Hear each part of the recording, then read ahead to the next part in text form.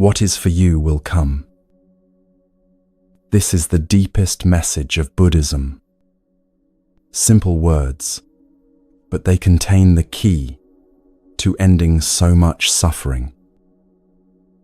Everything that truly belongs to you, the love, the peace, the path, the answers, will find you, not because you force it, not because you manipulate or control or grip until your hands go numb, but because you finally understand one truth that changes everything: impermanence. The Buddhists call it anicca, the reality that everything is constantly changing. Your emotions, your thoughts, your relationships, your body, this very moment. Nothing stays. Everything flows. And this isn't sad news. This is freedom. Because when you truly understand that nothing can be held forever, you stop trying to hold. You open your hands. You let go. And in that release, what's real can finally reach you. We spend our lives chasing, grasping, clinging to things we think will make us happy: relationships, achievements, possessions, identities. We exhaust ourselves trying to make permanent what is by nature temporary. We build our peace on sand and wonder why it crumbles. But there is another way. A way of flowing instead of forcing, of trusting instead of controlling, of recognizing that what truly belongs to you will arrive, not when you demand it, but when you're ready to receive it. Let me show you how this works, starting with a single falling leaf.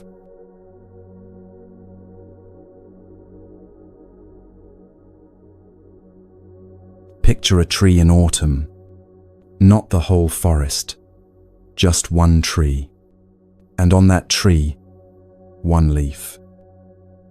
It's been green all summer, drinking light, dancing in the breeze, doing exactly what leaves do. But now something shifts.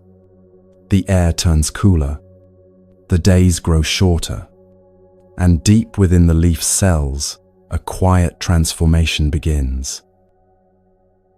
The green fades, gold appears, then orange, then deep crimson like fire caught in paper. And then, on a day no different than any other, the leaf lets go. It doesn't cling to the branch. It doesn't resist the pull of gravity. It doesn't cry out or bargain for more time. It simply releases. Watch it fall, slowly, gracefully, turning in the air like a dancer who knows the choreography by heart. It catches the light as it descends, casting tiny shadows on the ground below. Sometimes it spirals. Sometimes it glides in a straight line. The wind might catch it, carry it further than expected, lay it down gently among the roots. It lands softly on the ground, joining thousands of others. And there it will rest through winter, slowly breaking down, dissolving into soil, feeding the very tree it came from, becoming the nourishment for next spring's growth. The leaf doesn't see this as death. Nature doesn't recognize our categories of winning and losing, success and failure, holding on and letting go.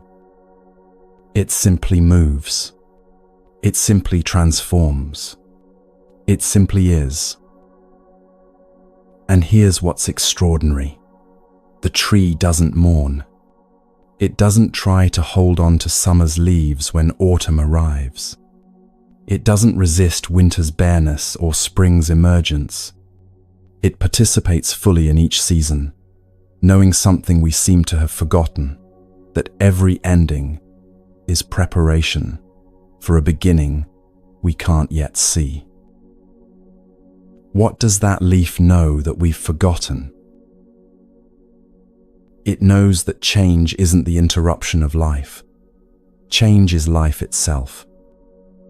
That transformation isn't something that happens to you occasionally, but something happening through you, constantly. That letting go isn't loss, it's participation in the ancient rhythm of everything that exists. The leaf never resists autumn. But we do. Oh, we do. We resist the relationships that are shifting. We resist the body that's aging. We resist the job that no longer fits. We resist the person we're becoming. We resist the truth trying to surface. We resist the grief that needs to move through us. We spend enormous energy trying to freeze a moment, hold a feeling, keep a person, stop time itself. And in that resistance, we suffer. There's a word in Pali, the language of early Buddhist texts, anicca. It's usually translated as impermanence, but that English word doesn't quite capture it. Impermanence sounds philosophical, abstract, something monks contemplate in monasteries. But anicca is immediate. It's happening right now, in your breath, different with each inhale, in your thoughts, arising, changing, dissolving faster than you can track them. In your body, billions of cells dying and being born as you listen to these words. Anicca means everything conditioned is in flux. Everything that arises passes away. Nothing, not your joy, not your pain, not your youth, not your certainty, not this very moment. Nothing stands still. The Buddha taught this not as theory, but as direct observation. He said, "All conditioned things are impermanent. Work out your own salvation with diligence." Notice he didn't say, "Believe this." He said, "Work it out, investigate it, see it for yourself, test it against your actual experience." This is crucial. Buddhism doesn't ask for blind faith. It asks for honest observation. Look at your life and see if this is true. Has anything in your experience ever remained exactly the same? So test it now. Think of something you were absolutely certain about 5 years ago. A belief you held. A goal that consumed you. A relationship you thought would last forever. A version of yourself you were sure was permanent. Where is it now? Changed, isn't it? Or completely gone? This isn't sad news, even though our first reaction might be sadness or fear. This is actually the most liberating truth you'll ever encounter. Because if everything changes, then your pain isn't permanent. Your fear isn't forever. Your mistakes don't define you eternally. The cage you feel trapped in has no locked door. The bars themselves are dissolving. The depression you're experiencing right now will shift. The loneliness will transform. The confusion will clarify. Not because I'm making promises, but because change is the fundamental nature of conditioned reality. But we don't see it that way at first. We fight it. Let me tell you about someone who fought it for years. Her name was Maya, and she was in love with a man who was slowly leaving. Not dramatically.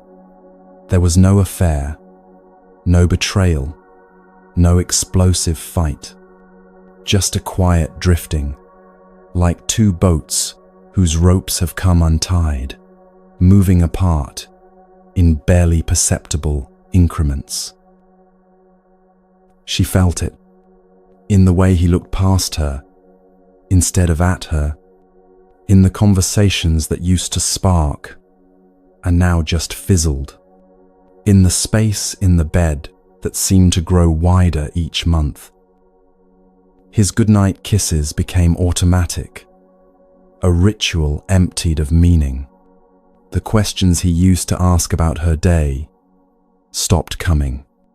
When she spoke, she could see his mind elsewhere, just waiting for his turn to speak or checking out entirely. But Maya refused to see what she was seeing. She worked harder, planned more dates, initiated more conversations, suggested couples therapy, weekend getaways, new routines. She analyzed everything. Was it something she said? Something she didn't say? The weight she'd gained? The promotion she took? The friends she kept? She was exhausting herself, trying to hold water in her hands. At night, she'd lie awake, creating scenarios where things got better. She'd remember the early days, the way he used to look at her, the inside jokes, the easy intimacy, and she'd think, if I can just get back to that, if I can just figure out the right combination of words or actions, I can fix this. She tried being more attentive, then tried giving him more space. She tried being more independent, then tried being more available. She bought new clothes, changed her hair, planned surprise dinners. Nothing worked because nothing could work. You cannot will someone back into a feeling they've grown out of. But you can't go back to spring when autumn has arrived. One evening, they were sitting on the couch, both scrolling their phones in silence. Not the comfortable silence of long companionship, but the hollow silence of two people with nothing left to say. And suddenly, Maya saw herself from outside herself. She saw a woman clinging to a rope attached to nothing. She saw herself gripping so hard her hands were numb, holding onto a version of a relationship that no longer existed, fighting a current so strong it had already carried them both somewhere else entirely. And in that moment, something in her whispered, "You're fighting the tide." Not in blame, not in defeat, just in recognition. She'd been trying to freeze time, to make permanent what was, by its very nature, temporary, to force two people who had grown in different directions to somehow shrink back into old shapes that no longer fit. The relationship had already ended. It had been ending for months, maybe years. She was just refusing to see it. That night, Maya did something she'd been avoiding for so long. She stopped fighting. Not by having a dramatic conversation, not by making demands or ultimatums. She simply stopped resisting what was already true. She let herself feel the grief she'd been outrunning, She let herself acknowledge that this love, which had been real and beautiful and necessary, had also changed into something else. She let the truth be true. And in that surrender, not giving up, but giving in to what is, she felt something she hadn't felt in months. Relief. The exhaustion lifted. The constant tension in her chest loosened. She could breathe again. Within weeks, they had the conversation that needed to happen. It was sad, yes. There were tears. But there was also a strange tenderness, a mutual recognition that they'd both been holding onto a ghost. And 6 months later, Maya would tell you this: I spent 2 years trying to save something that was already gone. And the moment I stopped fighting reality, reality became bearable. Then more than bearable.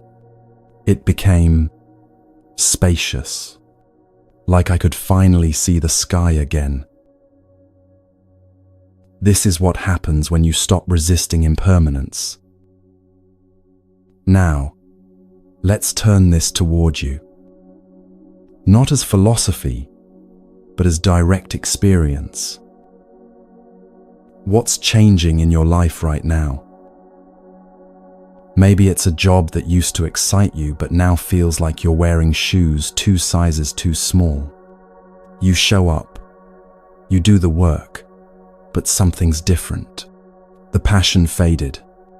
You're not sure when it happened, but you know it has. You used to wake up, energized, ready to tackle projects. Now you hit snooze 3 times and drag yourself through the morning. The work that used to challenge you now just drains you. You're good at it, maybe even great at it, but it doesn't feed you anymore. Maybe it's a friendship that's shifting. You still love this person, but the calls get shorter, the texts more sporadic, and when you do connect, there's a subtle distance neither of you mentions. You're growing in different directions, and pretending you're not takes more energy than it used to. You remember when you used to talk for hours, finish each other's sentences, couldn't wait to share every detail of your lives.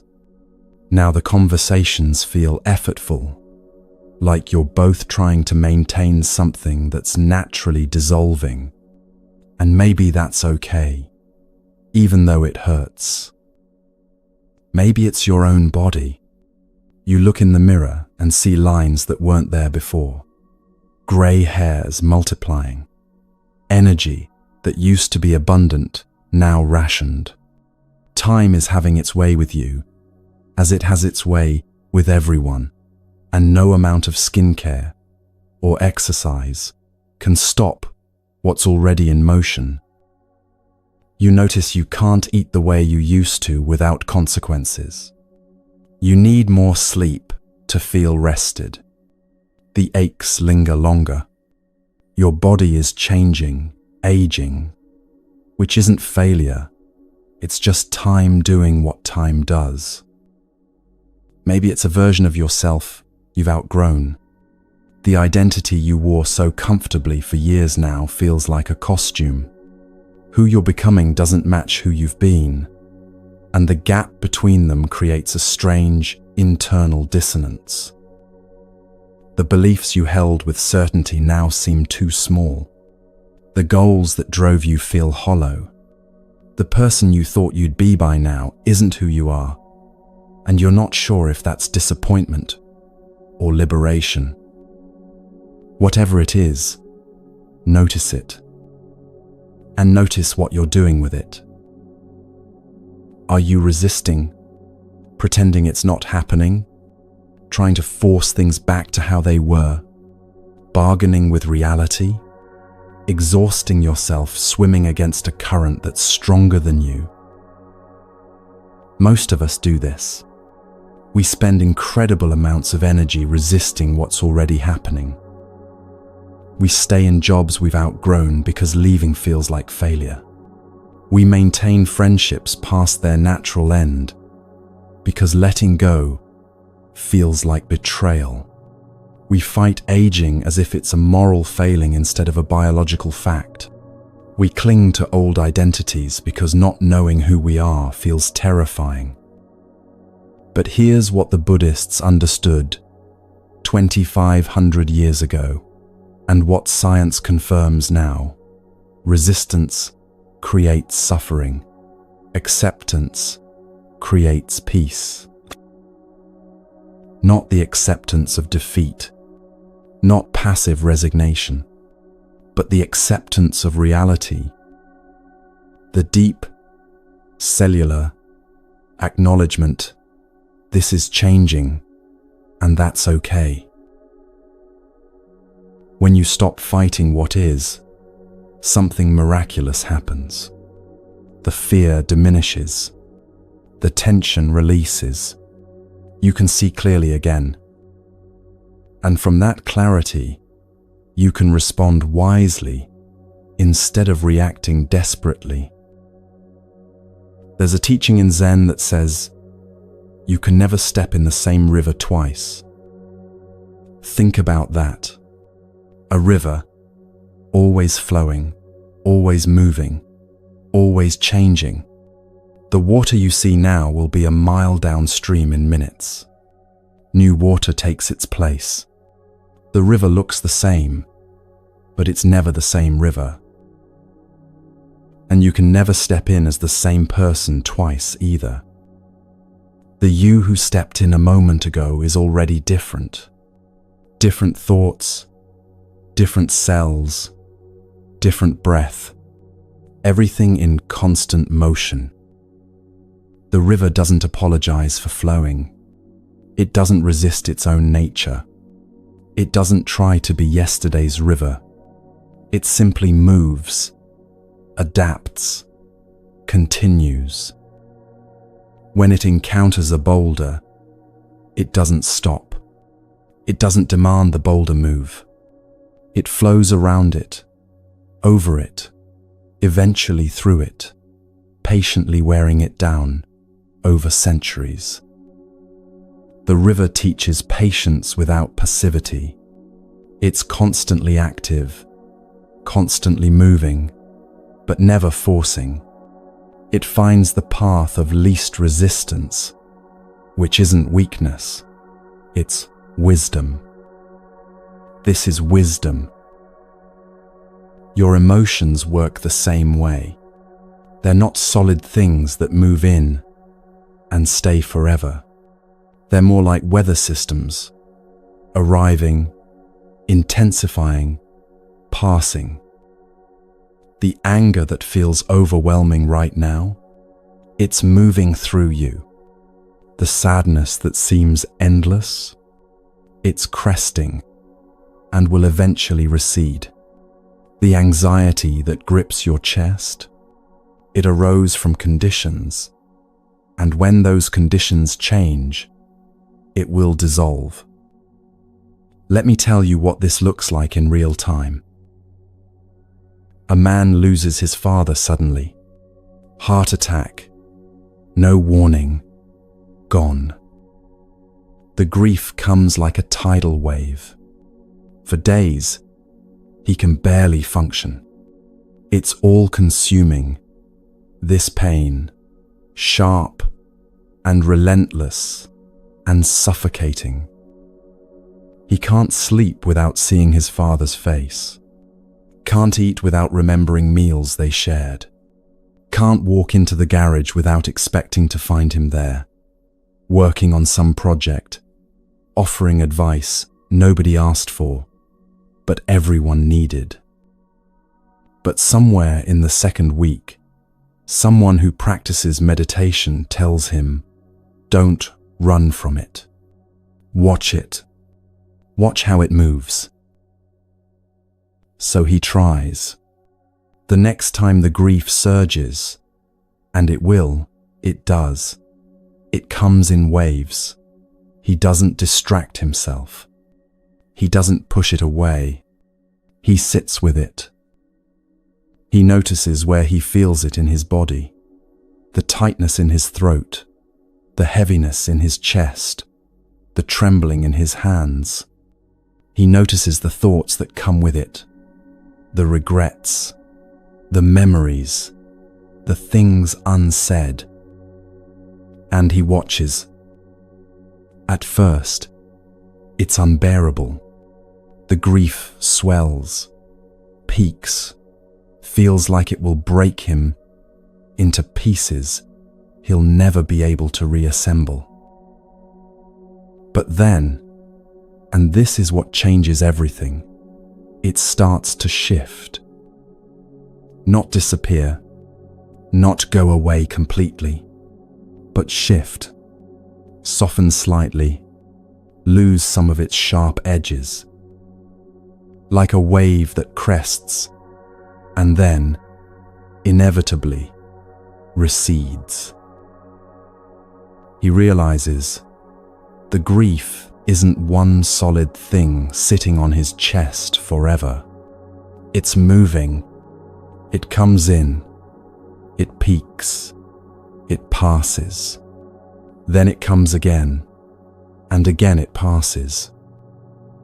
Over weeks and months, the waves get further apart. They're still powerful when they come, but they don't last as long. And between the waves, there's space. Space to breathe. Space to remember his father with warmth instead of only pain. Space to live. He learns that grief doesn't mean forgetting. It means learning to carry love in a different form. This is what happens when you stop resisting the river of emotion and let it flow through you. The grief doesn't destroy you. The anger doesn't consume you. The fear doesn't freeze you. You discover you're bigger than any single emotion. You're the space in which all emotions arise and pass. So what remains? If everything changes, your body, your thoughts, your emotions, your relationships, your circumstances, what stays? This is the deepest question. And the answer is both simple and profound. Awareness remains. You, not the you of roles and identities and stories, but the you that's aware of all of it. That awareness is constant.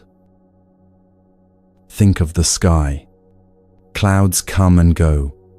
Dark storm clouds, light wispy ones, no clouds at all. The weather changes constantly. Sunrise, rain, thunderstorms, clear blue afternoons, starry nights. But the sky remains. The sky is never threatened by the weather. It holds it all. The storms, the sunshine, the fog, without being changed by any of it. You are like that sky. Your thoughts are clouds passing through. Your emotions are weather, temporary systems. Your body is changing, growing, aging, healing, hurting. Your circumstances shift, like seasons. But the awareness that witnesses all of this, that knows your thinking, that feels the emotion, that experiences the body, that awareness is unchanging. This awareness doesn't need defending. It doesn't need improving. It doesn't age, or diminish, or break. It simply is, has always been, will always be, the steady ground beneath all the movement. When you were 5 years old, aware of your surroundings, that same awareness is here now. When you're 90, it will still be here. The content of your awareness changes constantly. Different thoughts, different feelings, different experiences, but awareness itself remains. This is your true home. Not the things you've accumulated, not the achievements you've collected, not the identity you've built, not even the body you inhabit.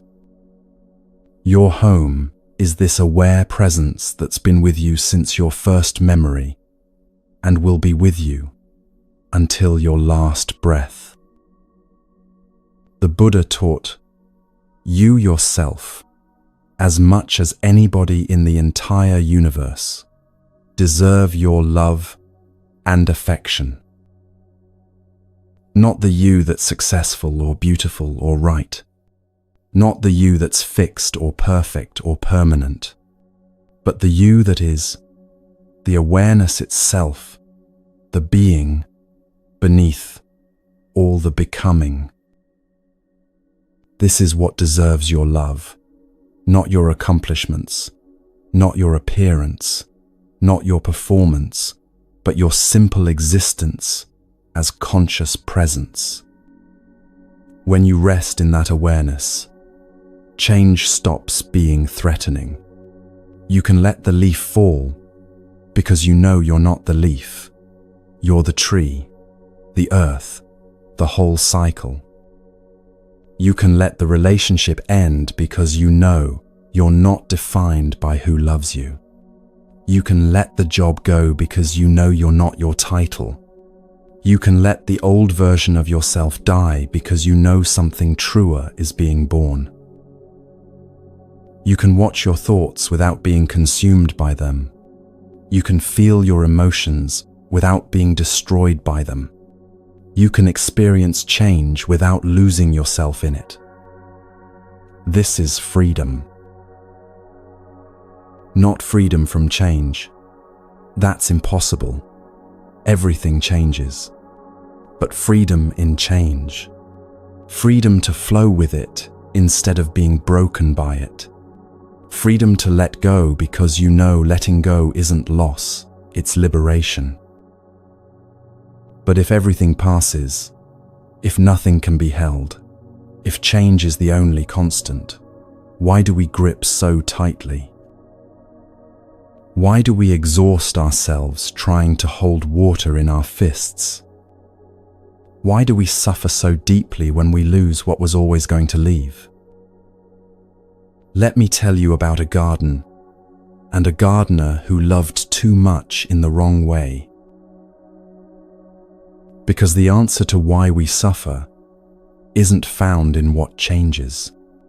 It's found in how we hold on.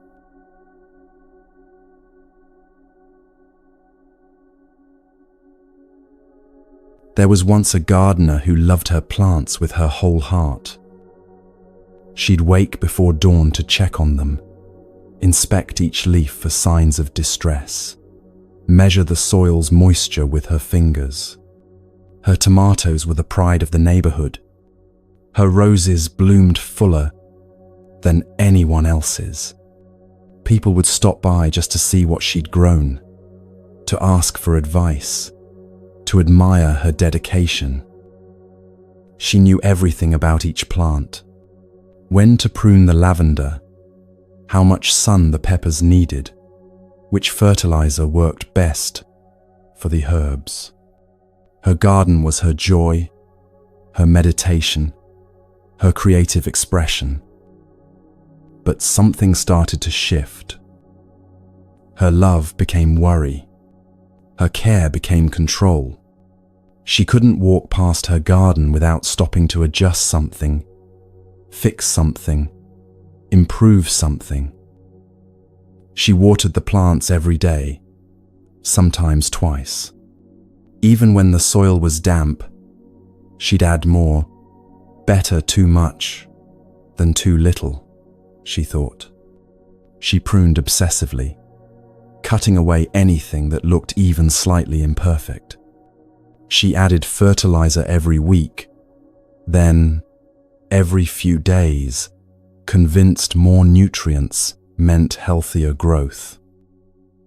She'd check on them before work, during lunch breaks, the moment she got home. She researched endlessly, reading articles, watching videos, joining forums where she'd post photos, asking if her plants looked healthy enough. The plants began to suffer. The tomatoes' roots, drowning in too much water, started to rot. The roses, stressed from constant pruning, stopped blooming altogether. The herbs she'd babied so carefully grew weak and spindly, their leaves pale instead of vibrant green. The soil became compacted from overworking. The stems grew brittle from too much fertilizer burning their roots. The garden that had once thrived now looked sickly, struggling, dying despite all the attention, or perhaps because of it. She couldn't understand it. She loved them so much. She was doing everything for them. Why were they dying? She worked even harder, convinced the solution was more effort, more intervention, more control. But the more she did, the worse things became. A neighbor, an older woman who'd been gardening for 40 years, finally said what needed to be said. "You're loving them to death." The gardener didn't understand. "Plants need space to grow," the older woman explained gently. "They need to reach for water, to develop strong roots by searching for nutrients. When you give them everything before they need it, when you control every aspect of their growth, you don't help them, you weaken them. Sometimes love means stepping back." The gardener stood there, looking at her dying plants, and finally understood. Her love had become fear. Her care had become control. And in trying to protect them from every possible harm, she'd become the harm itself. This is the paradox at the heart of attachment. The very thing we do because we love, the gripping, the controlling, the desperate holding on, is often what destroys what we're trying to preserve. Our attachment doesn't protect what we treasure. It suffocates it. But what is attachment, really? It's one of the most misunderstood concepts, especially when people first encounter Buddhist teachings. Many think it means you shouldn't care about anything, that you should become cold and detached, that love itself is the problem. That's not it at all. Attachment is not love. Love is the warm sun that helps things grow. Attachment is the hand that grabs the flower and won't let it bloom. Love says, "I want you to be happy."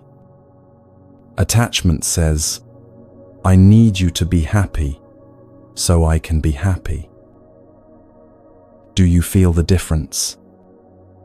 It's subtle but crucial. Love is about the other person's well-being. Attachment is about your own security, disguised as care for them. Love is expansive, generous, open-handed. It wants the best for the other person, even when that means they might grow beyond you, choose differently than you'd prefer, take paths you can't follow. Love celebrates someone's promotion, even when it means they'll move away. Love supports someone's growth, even when they outgrow you. Love wants someone to flourish, even when they're flourishing, doesn't include you. Attachment is contractive, possessive, tight-fisted. It wants the other person to stay exactly as they are, to need you, to choose you, to remain within the boundaries you've drawn.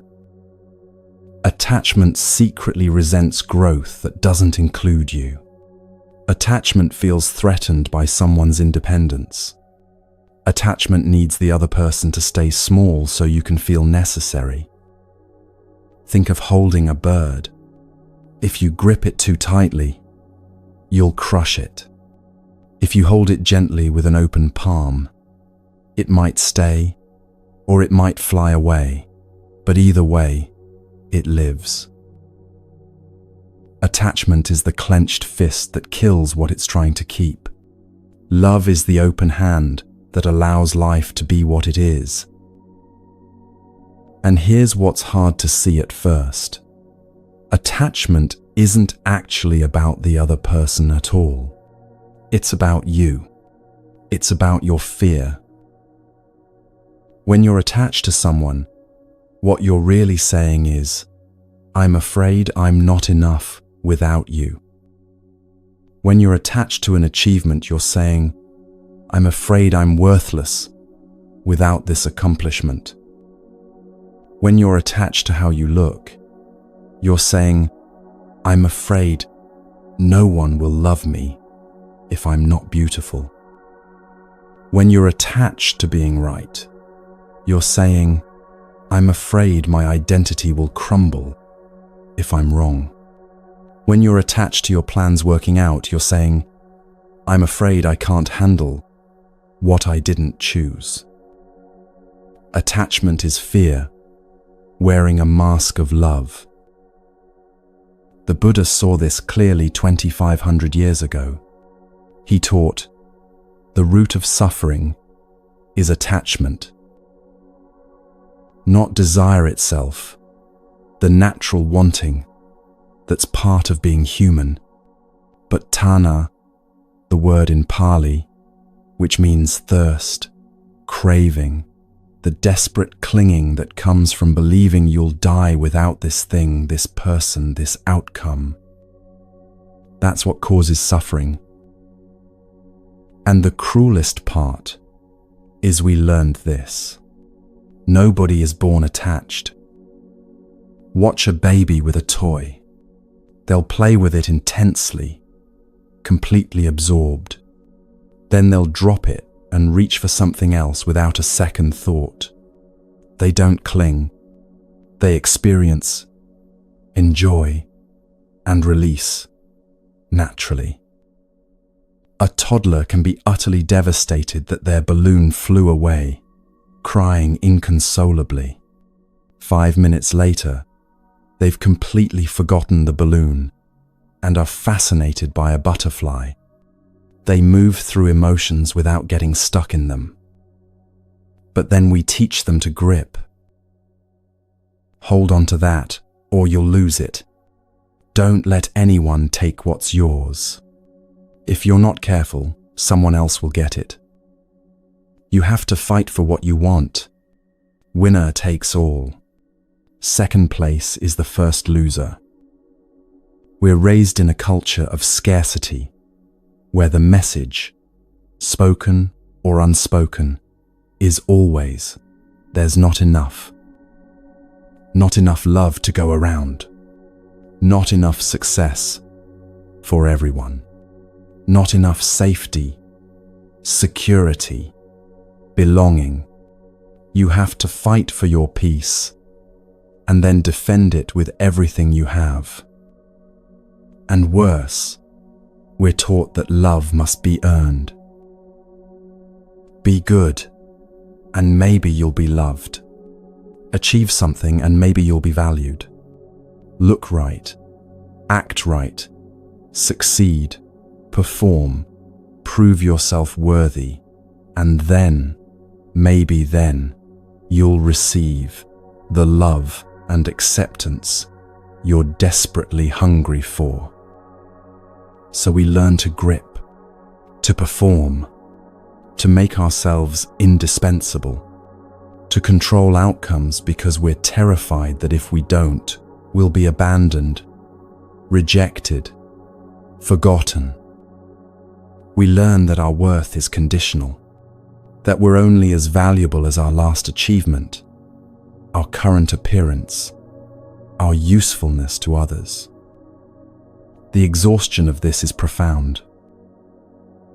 Trying to be perfect so you won't be left. Trying to anticipate every need so you'll be necessary. Trying to control how others see you, feel about you, respond to you. It's like running on a treadmill that only goes faster the longer you're on it. And here's what we need to understand with deep compassion. This isn't your fault. You learned to grip because you were taught that love is conditional, scarce, something that must be earned and defended. You learned to attach because you weren't shown that you're inherently worthy, that love isn't something you have to chase or trap or hold hostage. The gripping made sense, given what you were taught. It was a survival strategy in a world that felt unsafe. But now you can learn something different. Let me tell you about Rachel. She met Daniel in her late 20s, and from the first date, something clicked. He was funny, thoughtful, present in a way the other men she'd dated never were. He asked real questions and listened to the answers. He remembered small details she mentioned. Within months, they were inseparable. Rachel felt like she'd finally found it, the relationship that would last, the person who truly saw her, the future she'd been imagining since she was a girl. But somewhere around the 2-year mark, things started to shift. Small things at first. He'd choose to see his friends instead of her on a Saturday night. He'd get quiet when she brought up moving in together. The future they used to talk about with excitement became a topic he'd change the subject away from. The texts that used to come throughout the day slowed to a trickle. The way he used to look at her, like she was the most interesting person in the room, faded. The easy intimacy they'd shared started to feel forced, performative. Rachel felt it like a dropping in her stomach, a sense that she was losing him, slowly, like sand through fingers. So she did what many of us do. She tried to hold on tighter. She became more available, more accommodating. She'd cancel plans with friends if he was free. She'd agree to things she didn't really want because she was afraid saying no would push him away. She started monitoring his social media, reading into his every text, analyzing his tone for signs of withdrawal. When he'd pull back, she'd pursue. When he'd go quiet, she'd fill the silence with questions, reassurances, attempts to fix whatever was broken. She suggested date nights with elaborate plans. She bought tickets to shows she knew he'd like. She tried to recreate the magic of their early days, as if the right activity or the perfect gesture could restore what was fading. She was exhausting herself, and she knew it, but she couldn't stop. Because in her mind, if she just tried hard enough, loved well enough, was patient enough, supportive enough, attractive enough, understanding enough, he'd stay. The relationship would be saved. They'd get back to how things were in the beginning. But you can't love someone into staying. You can't perform your way into being chosen. The harder she gripped, the more he withdrew. It became a painful dance, her pursuing, him retreating, her pursuing harder, him pulling further away. Until one night, after yet another conversation, where she tried to get him to talk about their future, and he gave vague, non-committal answers, she sat alone in her apartment and finally let herself see what she'd been refusing to see for months. He didn't want this anymore. Not because she'd done something wrong, not because she wasn't enough, but because people change, feelings shift, and sometimes love transforms into something else.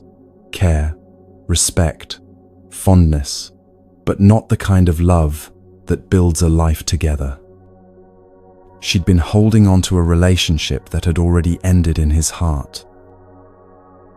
The attachment she thought was commitment was actually fear. Fear of being alone. Fear that if this didn't work out, maybe nothing would. Fear that being chosen by him meant she was worthy, and not being chosen meant she wasn't. She was using the relationship to validate her own worth. That night, Rachel made a choice, not to end the relationship dramatically, but to release her grip. She stopped monitoring his phone, stopped analyzing every interaction, stopped contorting herself to be what she thought he needed. She started saying no when she meant no, started making plans that didn't revolve around his availability, started reconnecting with friends she'd neglected. And something unexpected happened. Not the fairy tale ending where he suddenly realized what he was losing and came running back. That's not how life works. Instead, the relationship ended within a month.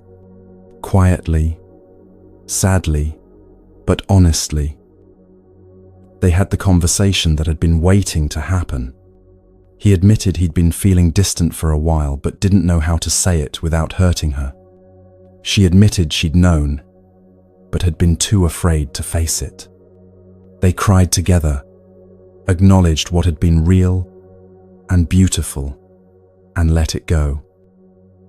And Rachel, who'd been terrified that losing him would destroy her, discovered something remarkable. She was okay. Not immediately happy. There was grief, real and deep. There were nights of crying, mornings of waking up and remembering all over again that it was over. But underneath the grief was something she hadn't felt in years. Space. Space to breathe. Space to be herself without editing. Space to discover that her worth wasn't dependent on being chosen by one person. She started doing things she'd stopped doing. Painting, which had been her love before the relationship consumed all her creative energy. Running in the mornings without worrying about being available if he texted. Saying yes to spontaneous plans without checking with someone first.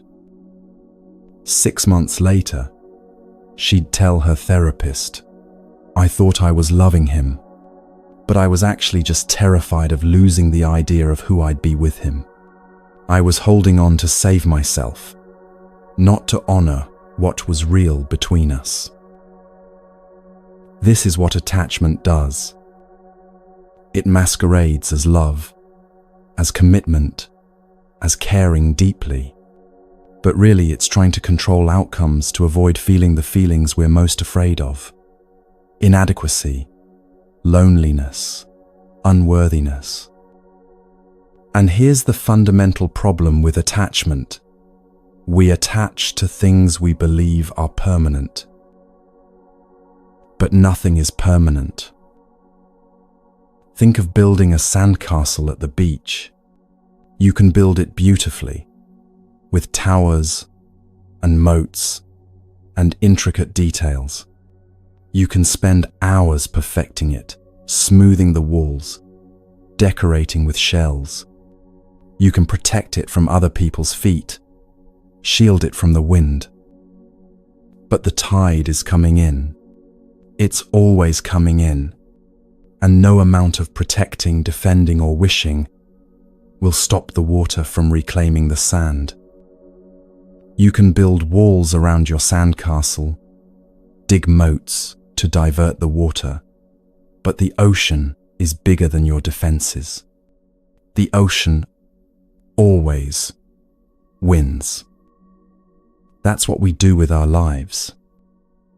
We attach to our youth, even though aging is guaranteed. We attach to our jobs, even though industries change and companies fold.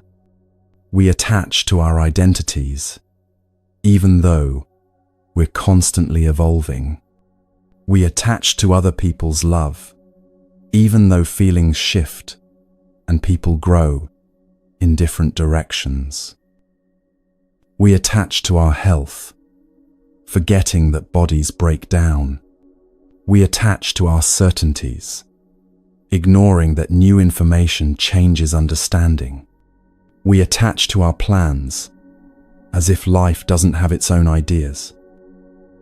We build our happiness on temporary foundations, and then wonder why we're constantly anxious, constantly afraid, constantly trying to hold things in place that were never meant to stay still. This is guaranteed suffering. Not because life is cruel, but because we're asking reality to be something it's not, permanent, controllable, fixable, through sheer force of will. Imagine making a perfect cup of tea. You choose the right leaves, heat the water to exactly the right temperature, steep it for precisely the right amount of time. You pour it into your favorite cup and take that first sip, perfect warmth, perfect flavor, that moment of pure satisfaction. And then you set it down. You answer a text, take a phone call, get distracted by something. When you come back 5 minutes later, the tea has cooled. 10 minutes later, it's lukewarm.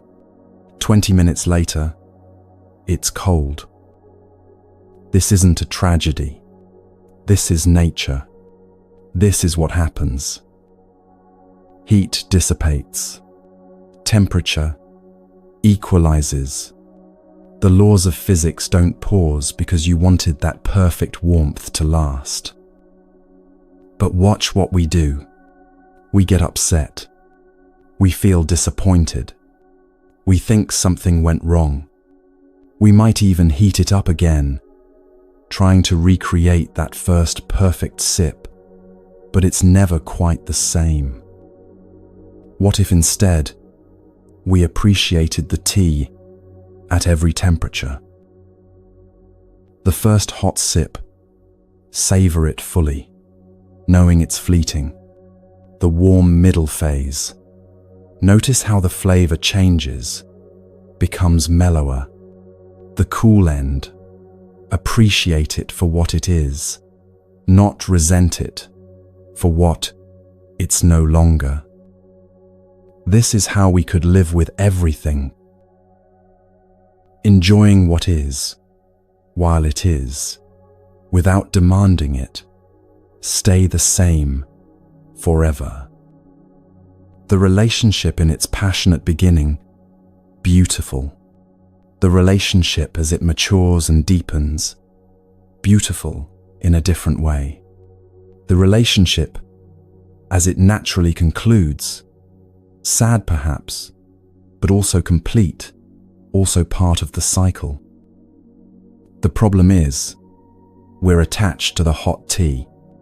We want it to stay hot forever, and when it doesn't, we suffer. So what does love without attachment actually look like? It looks like appreciating a sunset without needing to own it. You see the sky turn gold and pink and orange. You feel your heart open with beauty. You're moved, touched, filled with wonder. You might even cry at the sheer magnificence of it. And then the sun sets completely. Darkness comes, and you don't grieve the sunset as a loss. You're grateful you witnessed it. You don't try to photograph it obsessively, trying to capture what can't be captured. You don't resent that it ended. You don't spend the evening wishing it had lasted longer. You let it be what it was, a moment of beauty, complete in itself. That's love without possession. It's being with someone, not needing someone. It's enjoying someone's presence while they're here, without making your happiness dependent on them staying forever. It's wanting good things for them, even when those good things take them away from you. Let me tell you about a father named James. His daughter Emma was his whole world. He'd raised her mostly alone after his wife died when Emma was 3. They were close in a way that made other people envious. Best friends, as much as parent and child. He'd been there for everything. First day of school, soccer games, heartbreaks, college applications, graduation. They had rituals, Sunday morning pancakes, Friday movie nights, long walks where they'd talk about everything and nothing. But when Emma turned 22 and got a job offer across the country, James felt something inside him panic. He didn't say it out loud, but his mind immediately started creating reasons she shouldn't go. The job wasn't that great. The city was too expensive. She'd be so far from family. What if something happened and he wasn't there? He caught himself doing what attachment does, building a case for why the other person should stay small, should limit their growth, should choose safety over possibility. And then he remembered something his own father had told him years ago. If you love something, let it be free. If it comes back, it's yours. If it doesn't, it never was. James realized his fear wasn't about Emma. It was about him, about losing his role, his purpose, the identity he'd built around being her primary person. Who was he if he wasn't her dad in the daily, immediate sense? What would his life look like without her presence filling it? The questions scared him. So he made a different choice. He helped her pack. He drove her to the airport. He told her he was proud of her courage. And when she hugged him goodbye, tears in both their eyes, he felt the grief and the fear and the love all at once, and he let her go anyway. That's love with open hands. Emma thrived in her new city. She called regularly, sometimes just to tell him about her day. She visited for holidays. She sent photos of her new apartment, her new friends, the life she was building. Their relationship didn't end. It transformed into something more adult, more mutual, more free. And James discovered that his life didn't end either. He had space now to rediscover who he was, beyond being a father. He started dating again, tentatively at first, then with real openness. Took up hobbies he'd set aside: woodworking, hiking, photography. found that he could be whole without being needed in the same way. A year later, Emma would tell her friends, "My dad gave me the greatest gift. He loved me enough to let me go." This applies to everything. Your job, do it well, care about it deeply, but know that you're not your position. When it ends or changes, you remain. Your appearance, take care of yourself, appreciate your body, but don't build your worth on it. Your body will change, age, transform, and you'll still be you. Your beliefs, hold them with conviction, but loosely enough that you can evolve. The you of 10 years from now will see things differently, and that's growth, not betrayal. Your achievements, be proud of them, but don't make them your identity. What you've done isn't who you are. This is the practice. Loving fully without gripping, caring deeply without controlling, giving yourself completely, while knowing that nothing belongs to you permanently, not even yourself. So if attachment creates suffering, if the clenched fist kills what we're trying to protect, how do we actually open our hands? How do we love without strangling? How do we care without controlling? How do we let go of what we've been gripping for so long that we've forgotten what open hands feel like? The practice begins here, right now, with understanding that letting go isn't loss. It's making space for what's real.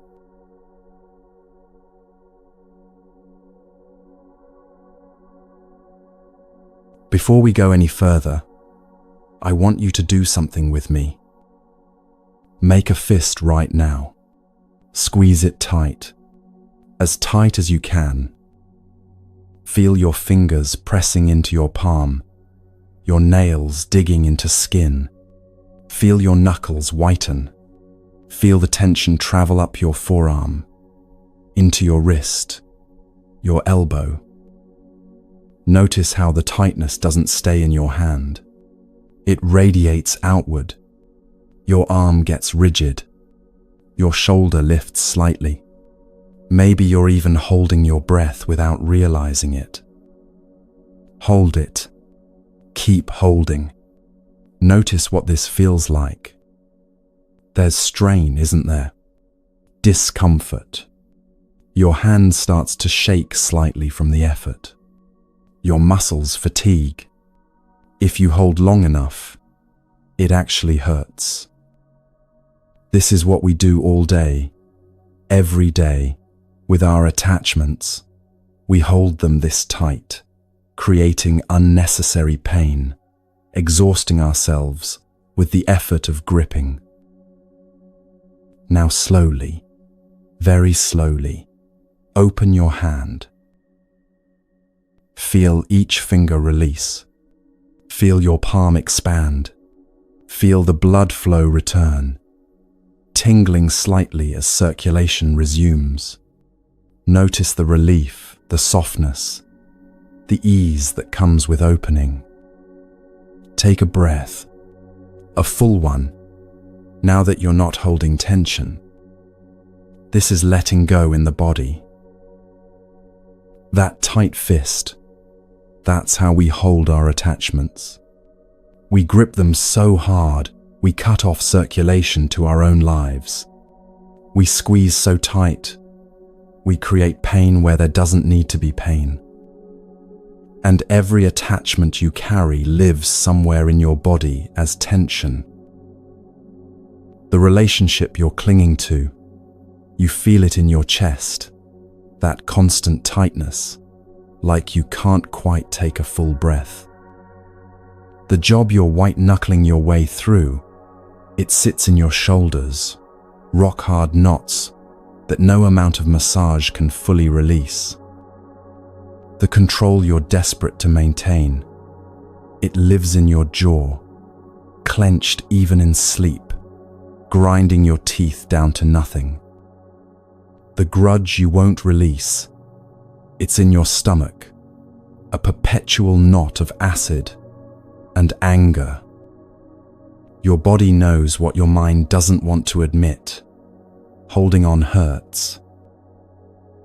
But here's what confuses people when they first hear about letting go, especially in Buddhist teaching. They think it means giving up, becoming passive, not caring anymore. They think letting go means you stop trying, stop loving, stop wanting anything at all, that you become some detached, emotionless person, floating through life without investment or care.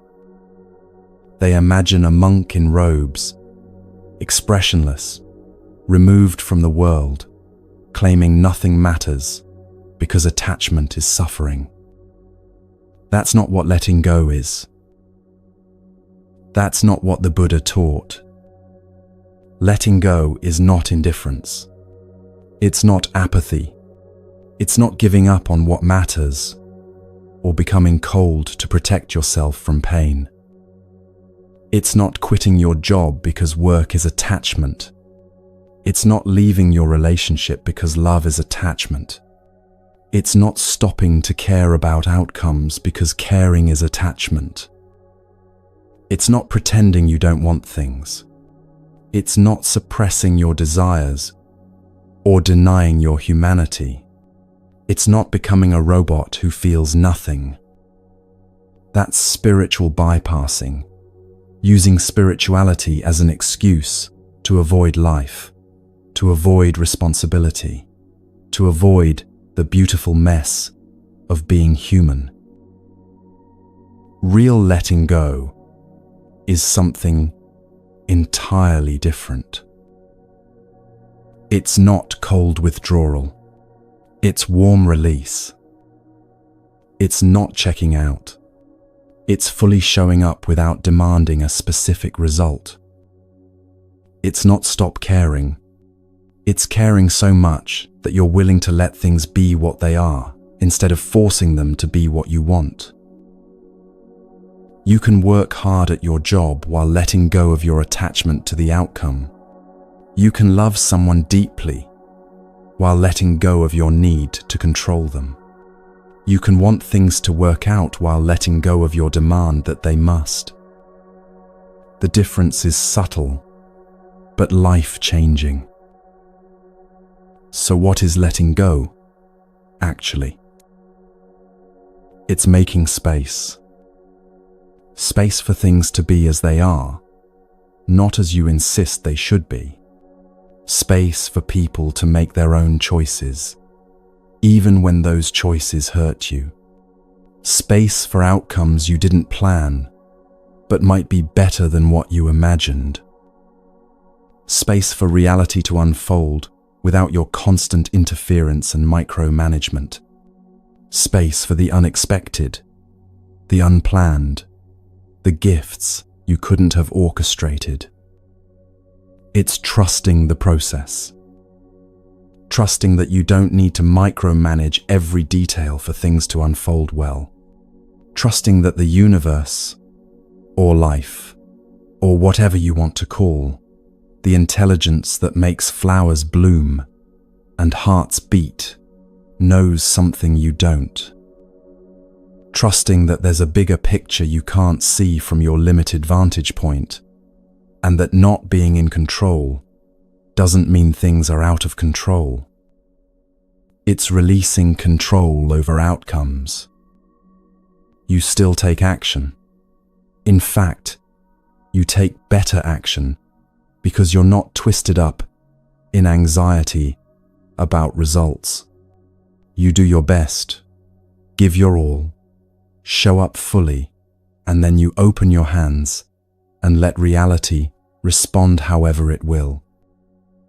It's still caring, still loving, still working toward what matters, but without strangling it, without gripping so tight you kill what you're trying to nurture.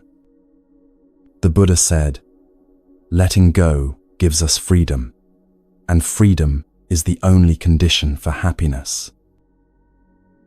Not wealth, not success, not being chosen, not getting what you want. Freedom, the freedom that comes from not being enslaved to outcomes, to other people's opinions, to your need for things to go your way. That freedom is happiness. Let me show you what this looks like in real life. Marcus worked at the same company for 12 years. He'd started as an entry-level analyst and worked his way up to senior director, a position he'd fought hard for, sacrificed for, built his entire identity around. When people asked what he didn't just say the job title, he embodied it. It was who he was, not just what he did. His business cards were in his wallet, even on weekends. He checked emails at dinner, on vacation, from his daughter's soccer games. He'd missed anniversaries for important meetings, skipped family gatherings when deadlines loomed. His wife had learned to stop expecting him home for dinner. His kids knew Dad's phone came first. And then the company restructured. New leadership came in with new ideas, and suddenly, his department was redundant. They offered him a different role, lower title, less pay, reporting to someone 10 years younger than him. Or he could take the severance package. Marcus felt like the ground had disappeared beneath him. This wasn't supposed to happen.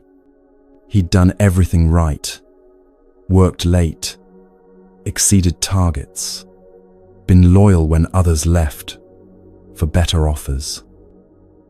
He'd sacrificed his health, his marriage, his presence with his children. And for what? To be discarded like he was disposable. He took the severance because his pride wouldn't let him accept the demotion. And then he fell apart. For weeks, he barely left the house. He'd wake up at his usual time, put on a suit out of habit, then sit on the couch, scrolling job sites with mounting desperation. His identity had been so wrapped up in that title, that role, that company, he didn't know who he was without it.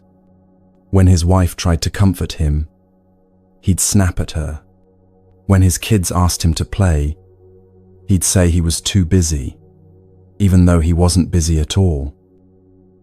The grief was real. The anger was real. He felt betrayed, discarded, invisible. He applied to dozens of similar positions, convinced he just needed to get back to where he was. But the market had changed. Younger candidates with similar skills cost less. The rejections piled up, each one confirming his worst fear. He was washed up, irrelevant. 3 months in, sitting in his home office, surrounded by reminders of who he used to be, the awards, the framed org charts showing his climb, the photos from company events, Marcus had a moment of clarity. He was clinging to a version of himself that no longer existed. The job was gone. The title was gone. That chapter had ended whether he accepted it or not. And in holding on so tightly to what was, he was completely missing what could be. So he did something he'd been resisting. He let go. Not dramatically. No big announcement. He just stopped fighting reality. He took the business cards out of his wallet and threw them away. He unsubscribed from industry newsletters that only reminded him of what he'd lost. He stopped refreshing LinkedIn obsessively. comparing himself to former colleagues who still had their jobs. And then, with no plan, no agenda, just open space, something unexpected happened. His neighbor, knowing Marcus was between jobs, asked if he could help with a small business project. Nothing fancy, just some consulting work. Marcus almost said no. It was beneath his former level, but he had nothing else to do, so he said yes. The project was interesting in a way his corporate job hadn't been in years. It was scrappy, creative, direct. He could see the impact of his work immediately, instead of it disappearing into bureaucratic layers. One project led to another. Word spread. Within 6 months, Marcus had more consulting work than he could handle. Within a year, he'd built a thriving practice doing work he actually loved, with flexibility he'd never had, making almost as much as his old salary. More importantly, he was home for dinner. He coached his daughter's soccer team. He remembered his anniversary. He was present in a way he'd never been when he was climbing the corporate ladder. 2 years later, he'd tell you, getting fired was the best thing that ever happened to me. But I couldn't see it because I was holding on so tight to who I thought I should be that I couldn't become who I actually am. The new path couldn't emerge while he was clinging to the old one. This is what letting go creates. Space for what's actually trying to arrive. But how do you practice this? How do you train yourself to release when every instinct says grip tighter? The answer is meditation. Not as a relaxation technique, though it can relax you. Not as a way to stop thinking, though your thoughts might quiet. But as a laboratory where you learn the mechanics of letting go. Here's what happens when you sit down to meditate. You settle into your seat, close your eyes, bring your attention to your breath, and almost immediately, your mind has other ideas. A thought arises. I need to remember to email Sarah. Then another. Did I lock the car? Then a memory from this morning. A worry about tomorrow. A plan for next week. A regret from last year. Your mind is like a waterfall of thoughts, constant and unstoppable. The instruction in meditation is not to stop the thoughts. That's impossible, like trying to stop the ocean from waving. The instruction is to observe them without grabbing onto them. A thought arises. I need to email Sarah. Instead of following that thought into a whole mental thread about what the email should say, whether she'll respond well, what might happen if she doesn't, you simply notice, thinking about work, and you come back to your breath. Another thought, did I lock the car? Notice it. Worrying. Return to breath. You're not pushing thoughts away. That's just another form of control, another way of gripping. You're not judging yourself for having them. That's just more mental noise. You're simply watching them arise, acknowledging them, and letting them pass. Like clouds moving across the sky. At first, this is incredibly difficult. You'll get lost in thoughts constantly. You'll realize you've been planning tomorrow's meeting for 5 minutes without even noticing. You'll judge yourself for being bad at meditation. Then you'll notice you're judging yourself and realize that's just another thought to let go of. And this is where it gets interesting, because the same thing happens with emotions. You're sitting there, breathing, and suddenly you feel a wave of anxiety. It starts as a small flutter in your chest. Then it grows. Your heart rate increases. Your breath gets shallow. Your mind starts spinning stories about why you're anxious. The old pattern would be to either push it away, I shouldn't feel this, I'm meditating, I'm supposed to be peaceful, or get completely lost in it, believing every anxious thought, letting it spiral into catastrophe.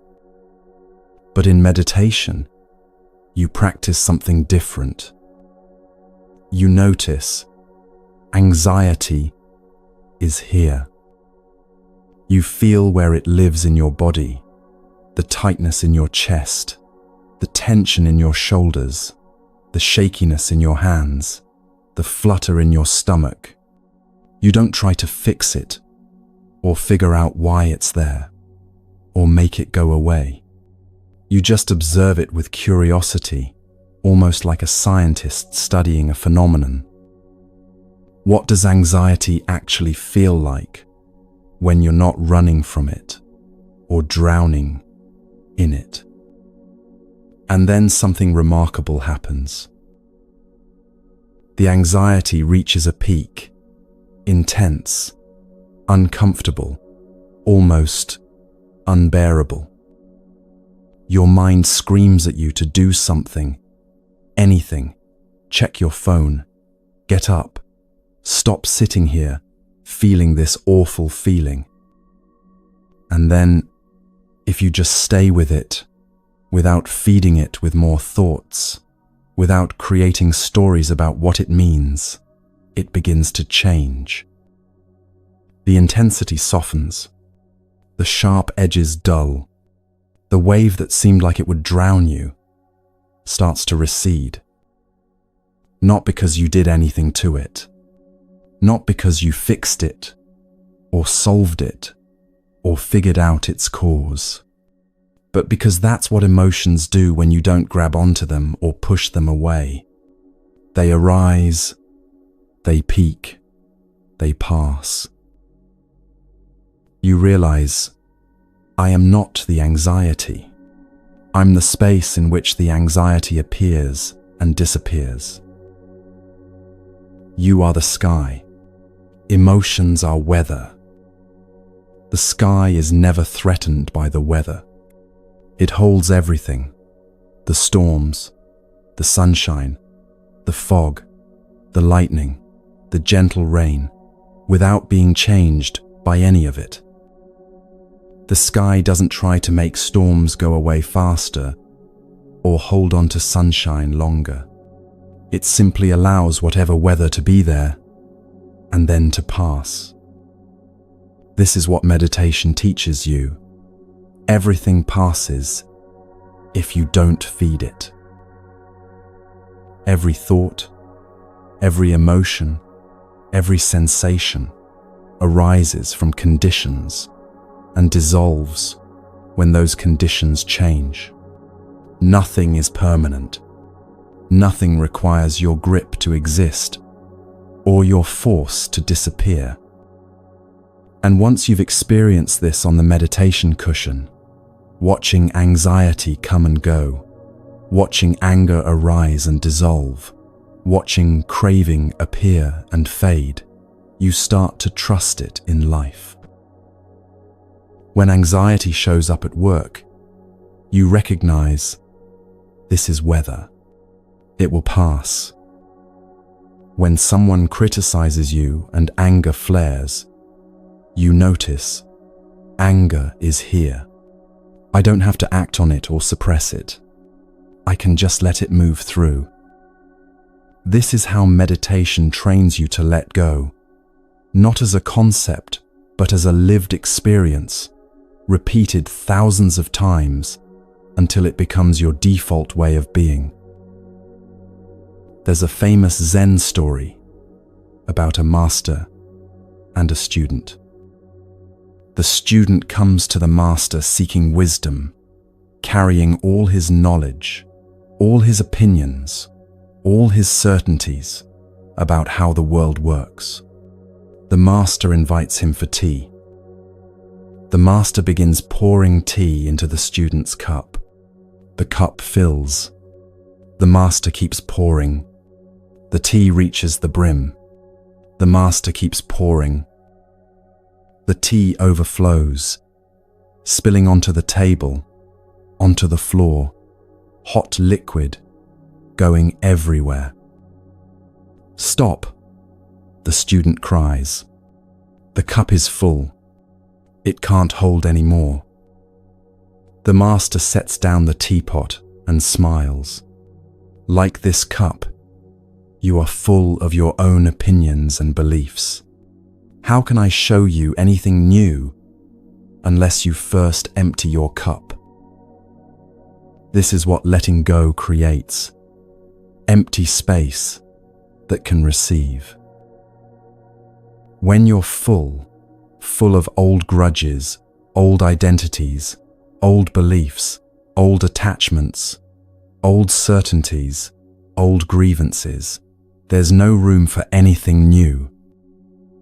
The relationship you're clinging to might be blocking the one that's actually right for you.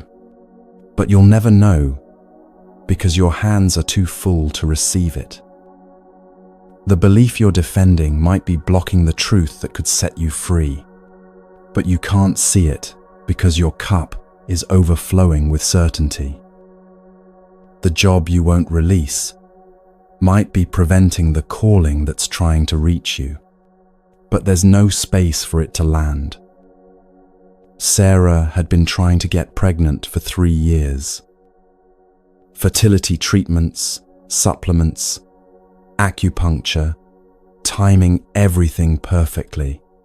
Her life had become consumed by this one goal. Every month brought hope, then heartbreak. Every pregnancy announcement from friends felt like a knife. Her marriage was suffering under the strain. Sex had become mechanical, scheduled, joyless. She couldn't be around babies without crying. Her whole identity had narrowed to this one thing she couldn't have. Then her doctor told her the odds weren't good. She could keep trying, but the chances of success were very low. Sarah was devastated, but in that devastation, something shifted. She realized she'd been holding so tight to this one picture of motherhood, biological children, a certain number of kids, a certain timeline, that she couldn't see any other possibilities. So she and her husband made a decision. They'd stop trying. Not forever, just for now. They'd let go of the timeline, the pressure, the all-consuming focus. They started traveling again, reconnecting as a couple, remembering why they fell in love in the first place, considering adoption, fostering, even a child-free life, opening to possibilities they'd been too rigid to see. 6 months later, they started the adoption process, not as a backup plan, but as a genuine calling they couldn't have heard while desperately clinging to a different path. A year after that, they brought home their daughter. Sarah would tell you, "I had to let go of the baby. I imagined to receive the child who was actually meant for me. And she's perfect. Not the perfect I planned, but the perfect that is." The relationship that needed to end before the right one arrived. The belief that needed to die before truth could land. The dream that needed to dissolve before reality could surprise you. Making space before knowing what will fill it. This takes tremendous courage. Because when you let go, there's a moment of freefall where you have nothing to grip. No certainty, no control, no guarantee of what comes next. That moment is terrifying and also sacred. So, how do you practice this daily? Start your morning by asking, what can I let go of today? Maybe it's a small expectation that your partner will respond the way you want, that traffic will be light, that your coworker will finally do their job right. Let it go before the day even starts. Throughout the day, notice when you're gripping. Feel it in your body, the clenched jaw when someone disagrees with you, the tight shoulders when a plan changes, the knot in your stomach when things aren't going your way.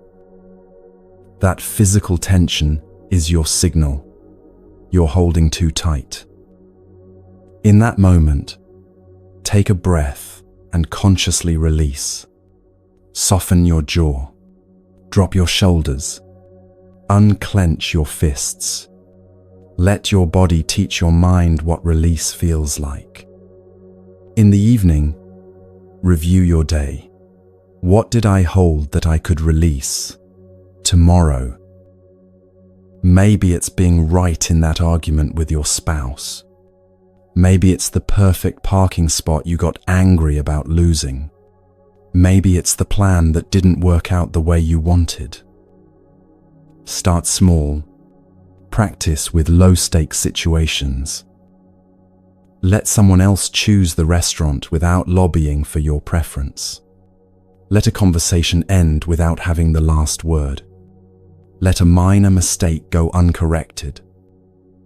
These small releases build the muscle of letting go.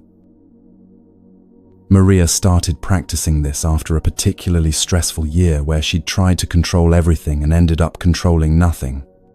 Every morning, she'd identify one small thing to release that day. Monday, letting go of needing her coffee made exactly right. When the barista gave her whole milk instead of oat, she drank it without complaint. Tuesday, releasing her attachment to a specific parking spot. She took the first one she found instead of circling for the perfect one. Wednesday, not correcting her colleague's minor factual error in a meeting. She let it go, realizing it didn't actually matter. They were tiny practices, almost silly, but over weeks and months, something shifted.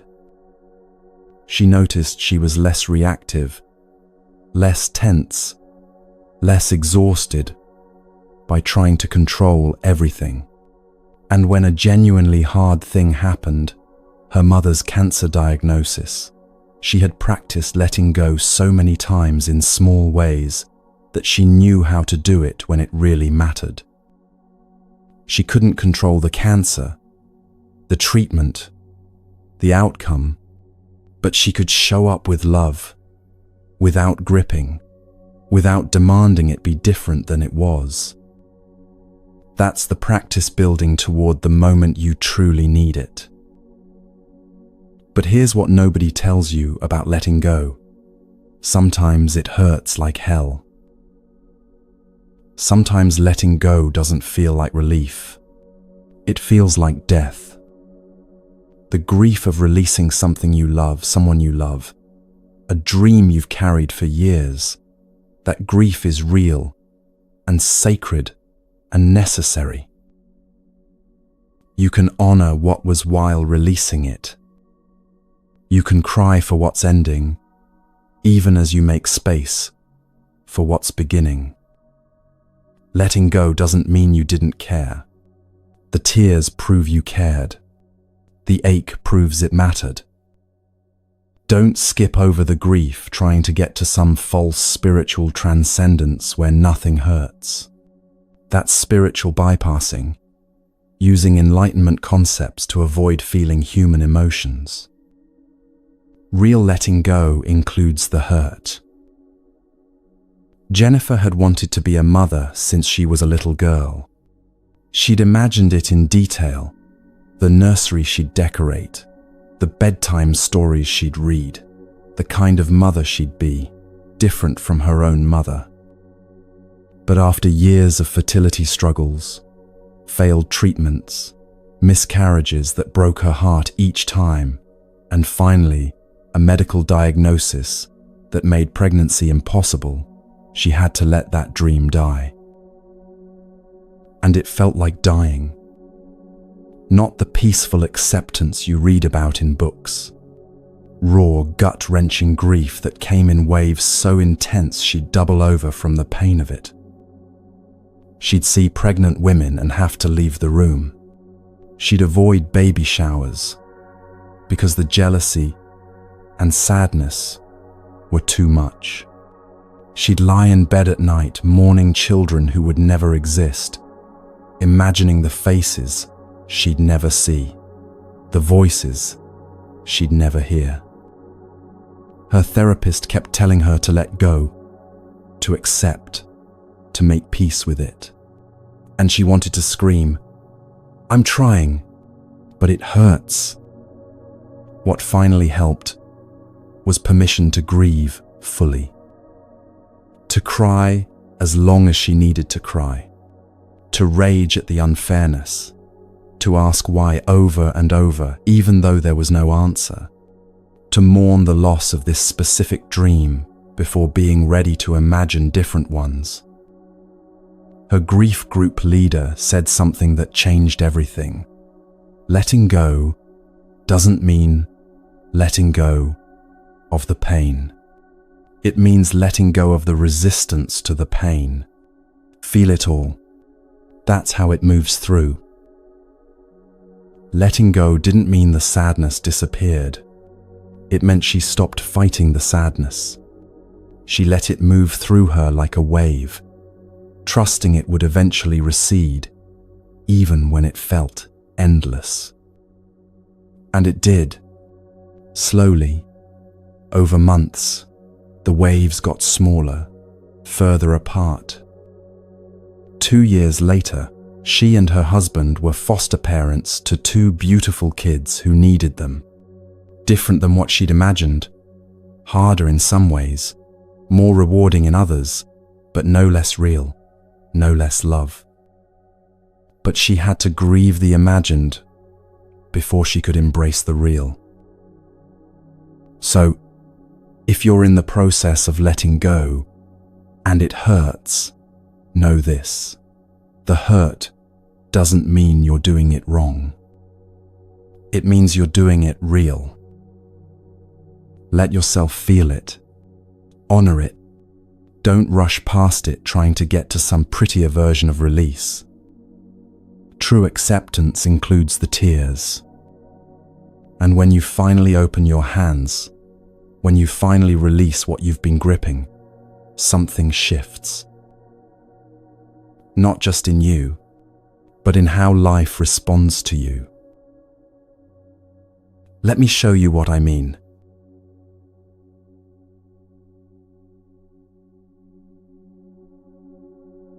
Think about a river for a moment. Not the idea of a river, but an actual river. Water moving from mountain to sea, always flowing, always finding its way. When a river encounters a boulder, it doesn't stop. It doesn't rage against the obstacle. It doesn't demand the boulder move. It simply flows around it. Sometimes over it, if the water is high enough. Sometimes under it, finding channels through the rock. Sometimes it splits into 2 streams that rejoin on the other side. The river never fights. It never forces. It finds the path of least resistance and follows it with complete trust. And here's what's remarkable. The river always reaches the ocean. Always. Eventually. No matter how many boulders, how many twists and turns, how many detours, through valleys it didn't plan to visit. The river doesn't need to know the whole route before it starts flowing. It doesn't need a map or a guarantee. It just moves in the direction of natural flow, and that's enough. Watch how water behaves. It's soft, yielding, seemingly weak. You can put your hand through it. It takes the shape of whatever container holds it. Yet given enough time, water carves canyons through solid rock. It shapes coastlines, creates valleys, transforms landscapes, not through force, but through persistent, patient flow. The Grand Canyon wasn't created by the Colorado River fighting the rock. It was created by water following its nature, flowing consistently, never stopping, wearing away what seemed immovable through sheer presence over time. This is what a human life looks like when you stop forcing. You encounter obstacles, rejections, delays, closed doors, people saying no, plans that don't work out. But instead of exhausting yourself trying to move the unmovable, you find another way. You stay flexible, adaptable, responsive to what actually is, instead of demanding what should be. You trust that there's always a path forward, even when you can't see it yet. And you discover something the river knows instinctively. The path of least resistance isn't laziness or giving up, it's wisdom.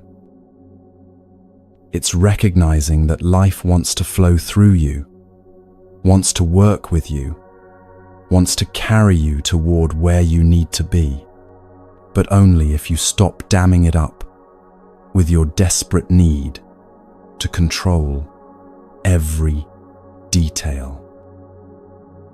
The river doesn't arrive at the ocean by force. It arrives by flow. But here's what trips people up. They confuse flow with doing nothing.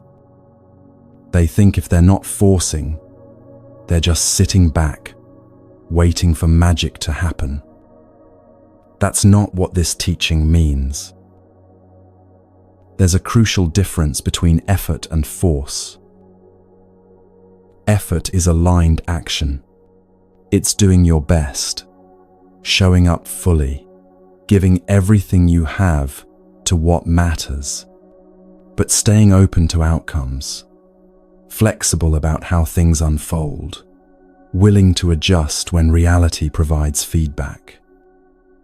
Effort says, I'll do my part and trust the process. It's working hard while holding the results lightly. It's caring deeply while not being attached to a specific outcome. When you're in effort, there's a sense of rightness to what you're doing. Even when it's challenging, there's an underlying current of, yes, this is worth it. You feel engaged, energized by the work itself, not just the potential reward. Force is desperate manipulation. It's trying to control not just your actions, but everyone else's responses, the timing, the exact way things have to go for you to feel okay. Force says, this must work out exactly as I planned, or I'm not okay. It's working hard while strangling the outcome. It's caring so much that you can't breathe until you get what you want. When you're in force, there's a quality of violence to it, even when you're being outwardly polite. You're pushing against reality, trying to bend it to your will. And reality doesn't bend easily. It pushes back. Effort energizes you. Even when it's hard work, there's a sense of rightness to it, like you're swimming with a current. Force depletes you. It drains your energy, creates anxiety, leaves you exhausted even when you're getting results, because the results never feel secure. You can feel the difference in your body. Effort has a quality of openness to it. Your breathing stays relatively calm, even when you're working intensely. Your shoulders are down, relaxed. There's focus, but not desperation. Your muscles are engaged, but not rigid. Force feels tight everywhere. Your jaw clenches without you noticing.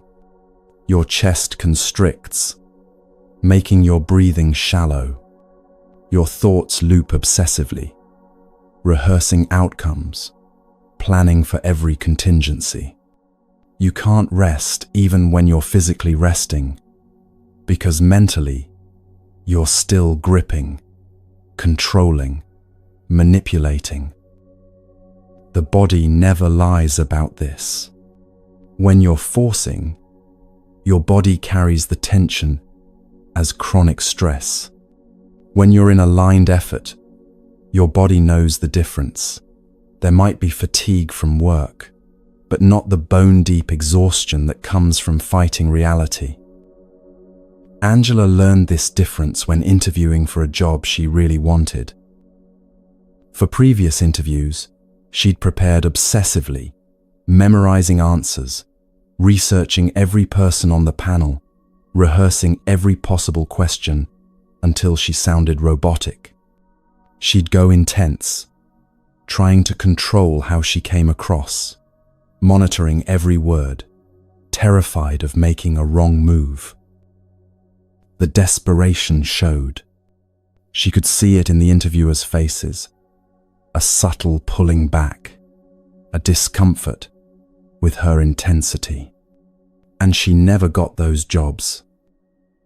But this time, something was different. She'd prepared well. Yes, she knew her skills, understood the role, had thoughtful questions. But she also knew she'd be okay if she didn't get it. She'd been working on herself in therapy, learning that her worth wasn't tied to external validation. She had a life she enjoyed, friends who loved her, work she found meaningful. This job would be great, but not getting it wouldn't destroy her. She walked into that interview as herself, not a performance of who she thought they wanted, but actually herself. When they asked difficult questions, she answered honestly instead of saying what she thought they wanted to hear. When she didn't know something, she said so, without apologizing excessively. She showed up fully, but she wasn't begging. She was presenting herself, not selling herself. They offered her the job the next day. Later, her now boss told her, "You were the only candidate who seemed like you'd be fine either way. Everyone else needed the job desperately. You wanted it, but you didn't need it." That confidence made all the difference. This is the paradox. When you stop needing something so desperately, you become more likely to receive it. And this brings us to one of Buddhism's most misunderstood teachings, karma. Most people think karma is cosmic punishment and reward. Do good things, get good results. Do bad things, get punished later. Like some divine accountant in the sky keeping score of every action. That's not what karma is. Karma is natural law, like gravity. Gravity doesn't punish you when you fall. It's just physics responding to conditions. Karma doesn't reward or punish you. It's just cause and effect playing out through your energy, your actions, your intentions. You're not being judged by the universe. There's no cosmic judge deciding if you deserve good things or bad things. You're experiencing the natural echo of what you put out into the world. If you throw a ball at a wall, it bounces back. Not because the wall is punishing you or rewarding you, but because that's how physics works. Action creates reaction. Energy creates echo. Karma is like that. What you send out comes back, not as morality, but as natural consequence. If you plant apple seeds, you get apples, not oranges. Not because the universe is being fair or unfair, but because that's what apple seeds produce. Your actions are seeds. The consequences are the fruit. The Buddha taught, what you think, you become. What you feel, you attract. What you imagine, you create. This isn't mystical manifesting or magical thinking. It's practical observation of how consciousness shapes experience. If you think anxious thoughts all day, you become an anxious person, not as punishment, but because you're practicing anxiety. Your brain creates neural pathways that reinforce the pattern. You're literally training yourself to be anxious through repetition. If you feel scarcity constantly, never enough money, never enough time, never enough love, you attract more experiences of lack. Not because the universe is withholding from you, but because scarcity consciousness makes you unable to see abundance even when it's present. You filter reality through the lens of lack. If you imagine the worst in every situation, you create a life shaped by fear, not because you manifested bad things through negative thinking, but because fear-based choices lead to fear-based outcomes. When you make decisions from fear, you create fearful realities. And the opposite is equally true. If you practice gratitude, you become someone who notices what's working instead of only what's broken. Your brain gets better at finding good things because you've trained it to look for them.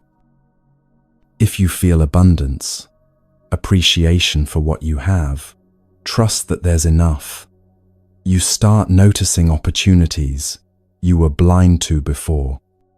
Not because new opportunities magically appeared, but because your consciousness expanded to see what was always there.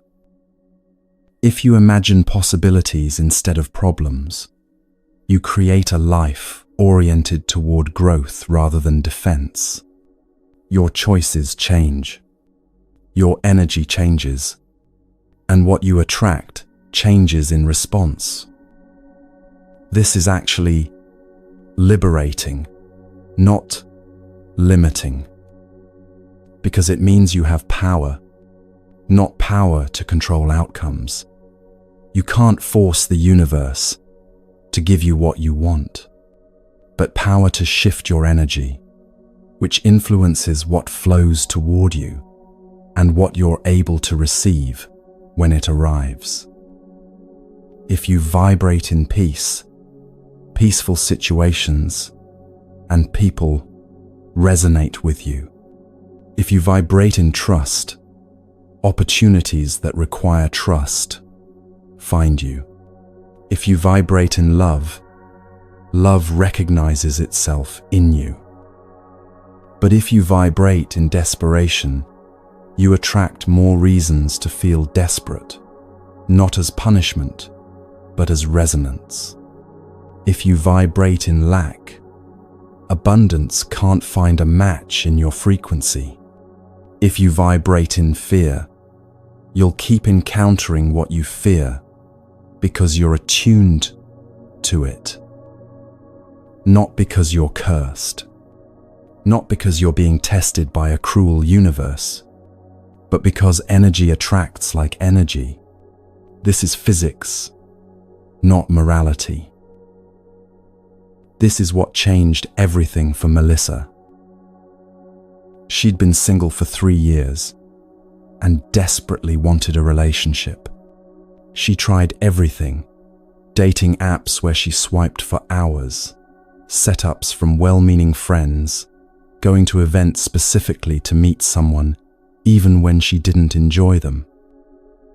Every date felt like an audition where she was simultaneously the actor and the harsh critic. Every conversation was her mentally calculating, is this the one? Could this work? What if it doesn't? What's wrong with me if it doesn't? She'd get excited about someone after one good conversation, then immediately anxious about losing them before anything had even begun. She'd text too much, overanalyze every response or non-response, create entire relationship narratives after one coffee date. And it never worked. Every connection fizzled within weeks.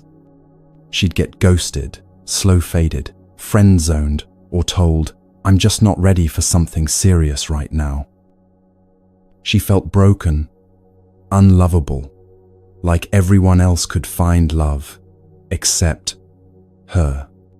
She'd go to weddings and feel physically sick with jealousy.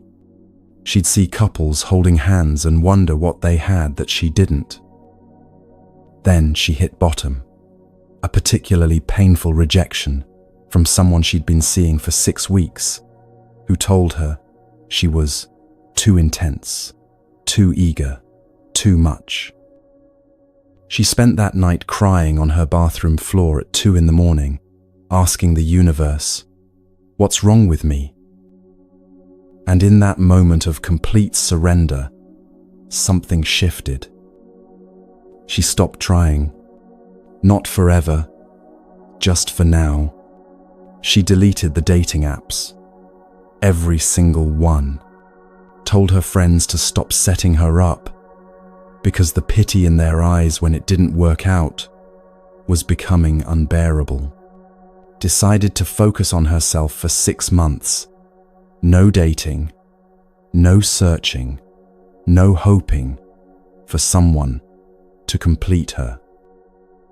She started doing things she'd been putting off until she had a partner to do them with. Took a pottery class she'd been curious about for years.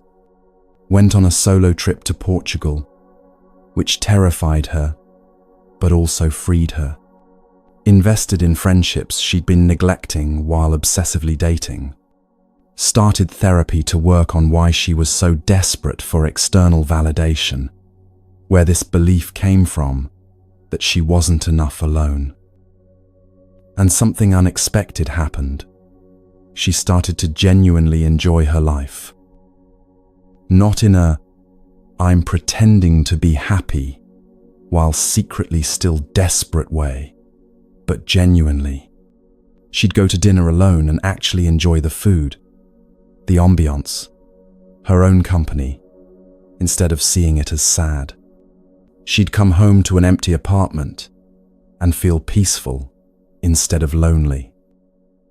Her energy shifted from "I'm incomplete without someone" to "I'm whole, and if someone wonderful wants to join this life I'm building, that would be lovely." 4 months into her 6-month break from dating, she met someone. Not through an app, or a setup, or going somewhere specifically to meet men. At her pottery class, of all places. They started as friends, laughing over their terrible bowls, then getting coffee after class. Then something grew naturally, unhurried, without her analyzing every moment or trying to make it happen. A year later, they moved in together. And she'd tell you, he didn't complete me. I was already complete. He joined something whole, not filled something empty. That's the only reason it works. The opportunity came when she stopped chasing it. Her energy shifted first, from desperate to peaceful, from empty to full, from needing to wanting. And then reality responded to that new energy. This is how karma works in real time. But timing matters too, and this is where trust becomes essential. Because sometimes the right thing doesn't arrive when you want it. Sometimes there's delay, waiting, silence that feels like abandonment. And we interpret delay as denial. We think, not now, means not ever. But that's not true. Sometimes, not yet just means not yet. Think about seeds planted in soil.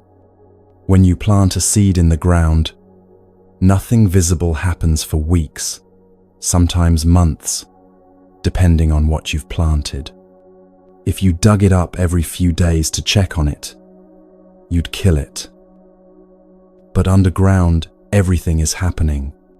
Roots spreading through dark soil, finding nutrients and water, structure forming, cells multiplying, energy gathering for the moment when it breaks through soil into sunlight. The seed isn't failing to grow just because you can't see it yet. It's growing in the dark, in the invisible, in the timing that nature knows, and you don't. You can't rush a seed by pulling on the sprout. You can't make an oak tree grow faster by demanding it. Nature has its own timeline, and that timeline is wiser than your impatience. What's happening in the waiting is preparation. You're becoming ready for what you've asked for. Skills you need are developing. Lessons you need to learn are being learned. The person you need to become to handle what's coming is being shaped. The circumstances are aligning in ways you can't orchestrate from your limited view. People are moving into position. Opportunities are being prepared. Timing is synchronizing across multiple variables you can't even see. And often, the thing itself is also becoming ready for you. David and his wife spent 2 years looking for a house. They found one they loved in a neighborhood they dreamed of, made an offer they could barely afford, and got outbid by $15,000. They were devastated. It had felt perfect, like it was meant to be theirs, and now it was gone to someone else. Someone with more money, someone who got there first, someone luckier. They kept looking, but nothing compared. Every house felt like a compromise, a second choice. They started to think maybe they'd never find the right place. Maybe they'd price themselves out. Maybe they should just settle. 3 months after losing that house, another one came on the market in the same neighborhood. Same style, similar size, but this one had something the first one didn't. A detached studio in the backyard, perfect for David's woodworking, which he'd only recently taken up as a hobby that was becoming a passion. They made an offer immediately and got it. No bidding war, just a clean acceptance. Later, David realized if they'd gotten the first house, he never would have had space for woodworking, which had become central to his life and sense of purpose. The delay wasn't denial. It was timing. He needed those 3 months to discover what he actually needed, not just what he thought he wanted. Looking back, he could see the universe wasn't saying no to his dreams. It was saying, not that one, this one. Trust me. This is what maturity looks like spiritually. Peace in uncertainty. Not knowing how things will work out, but trusting they will. Not having all the answers, but being okay with living in questions. It's taking action without anxiety about results, doing your part with full commitment, and then releasing your grip on how it unfolds. It's patience without passivity, not just sitting back waiting for life to happen to you, but actively participating while staying flexible about outcomes. It's showing up fully without needing external validation that you're on the right path, trusting the quiet knowing inside you more than the loud opinions around you. It's the calm that comes from knowing what's mine will find me.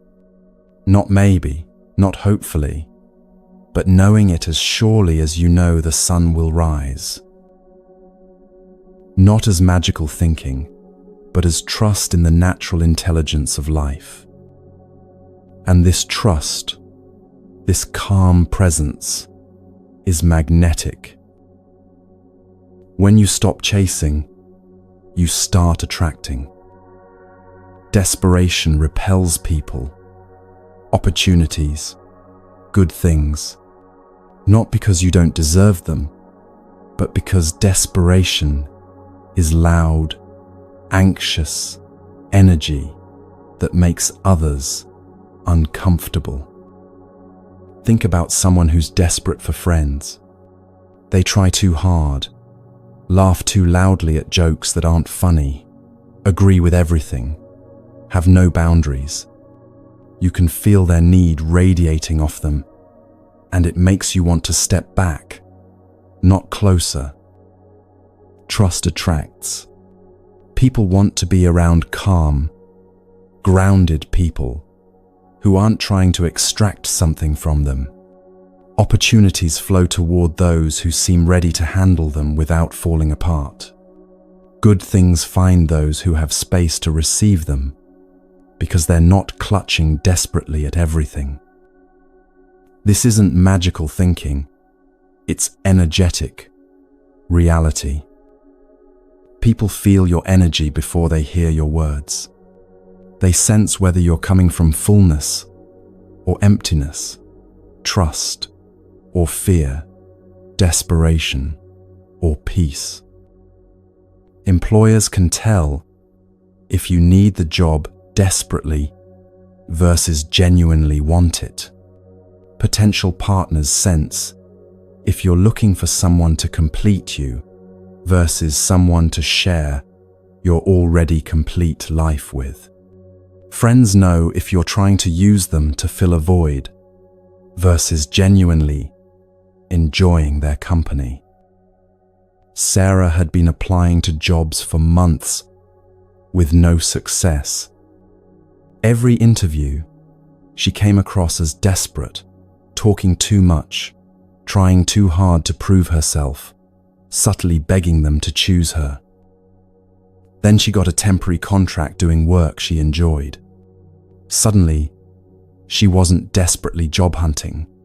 She was working, engaged, fulfilled for the moment, paying her bills. Her next interview was completely different. She showed up confident because she didn't need them. She already had work. She asked good questions instead of just trying to impress. She was herself instead of performing what she thought they wanted. They offered her the permanent position on the spot. The shift wasn't in her resume or skills. Those hadn't changed. It was in her energy. from desperate to content, from needing to choosing. That's what trust does. It makes you magnetic to what's actually meant for you. But how do you maintain this trust when you can't see where you're going? Imagine walking through a forest at night with only a small flashlight. The beam illuminates maybe 10 feet ahead of you. You can't see the full path stretching into the distance. You don't know what's around the next bend or over the next hill. You can't see how far you have to go, or if you're even heading the right direction. All you can see is the next few steps immediately in front of you. But you can see the next step clearly.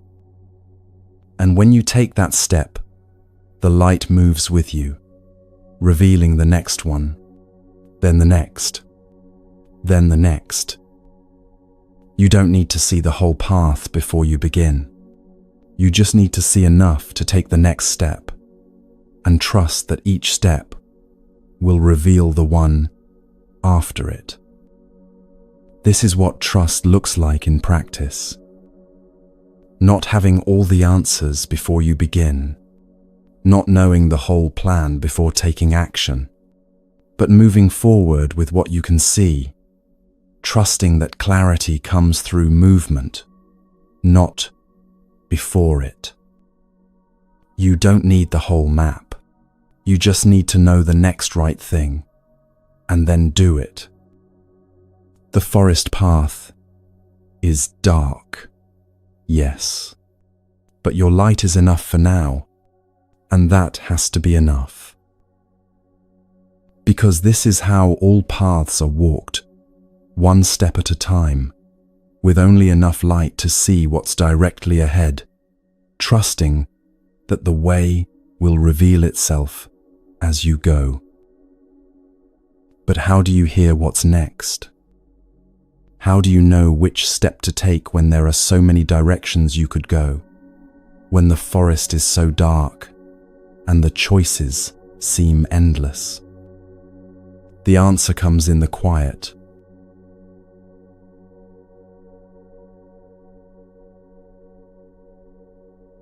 The world is so loud.